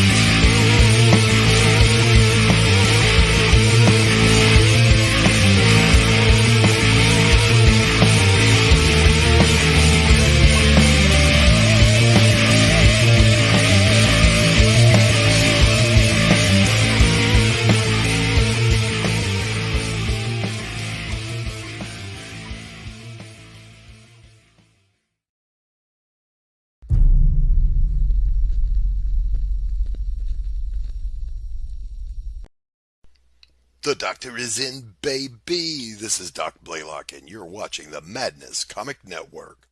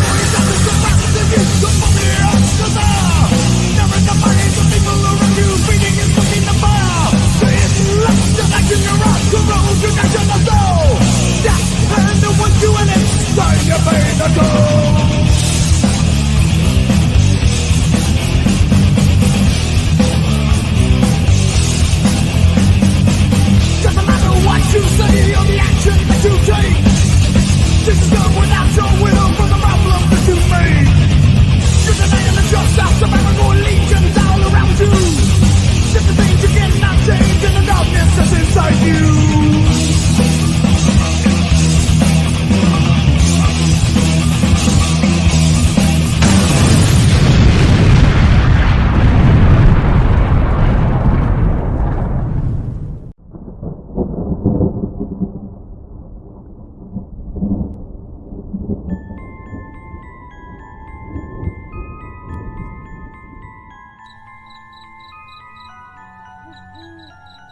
In a world where creatures of myth and legend exist,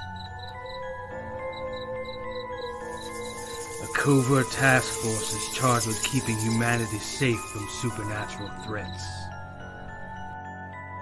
And when young Nancy Moon stumbles into the eternal battle between good and evil, she finds...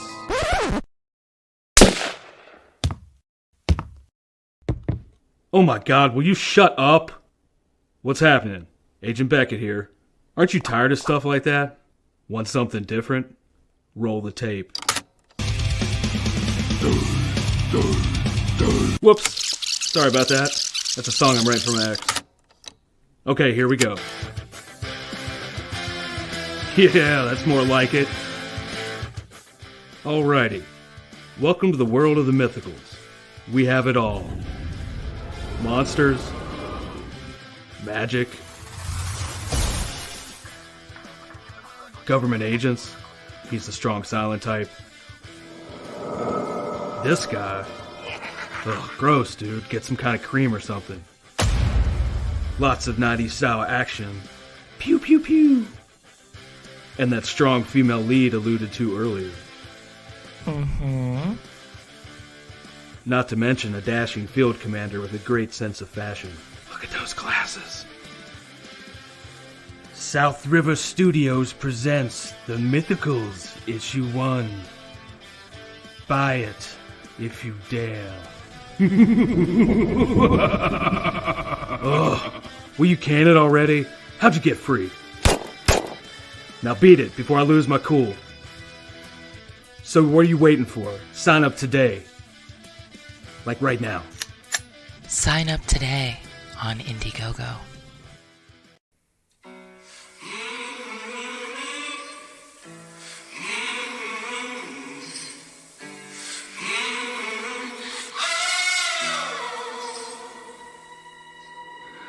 I'm a setting sun, but I'll never run.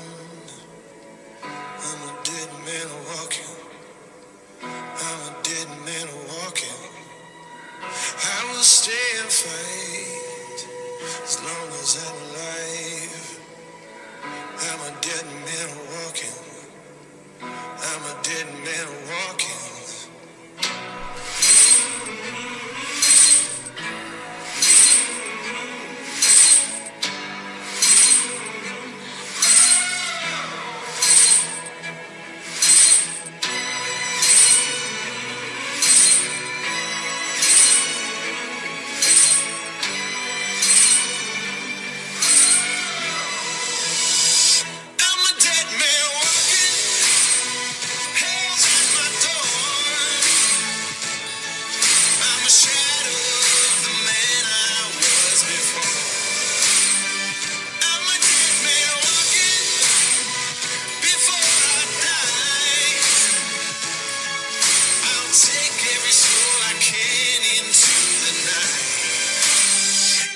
Till I die.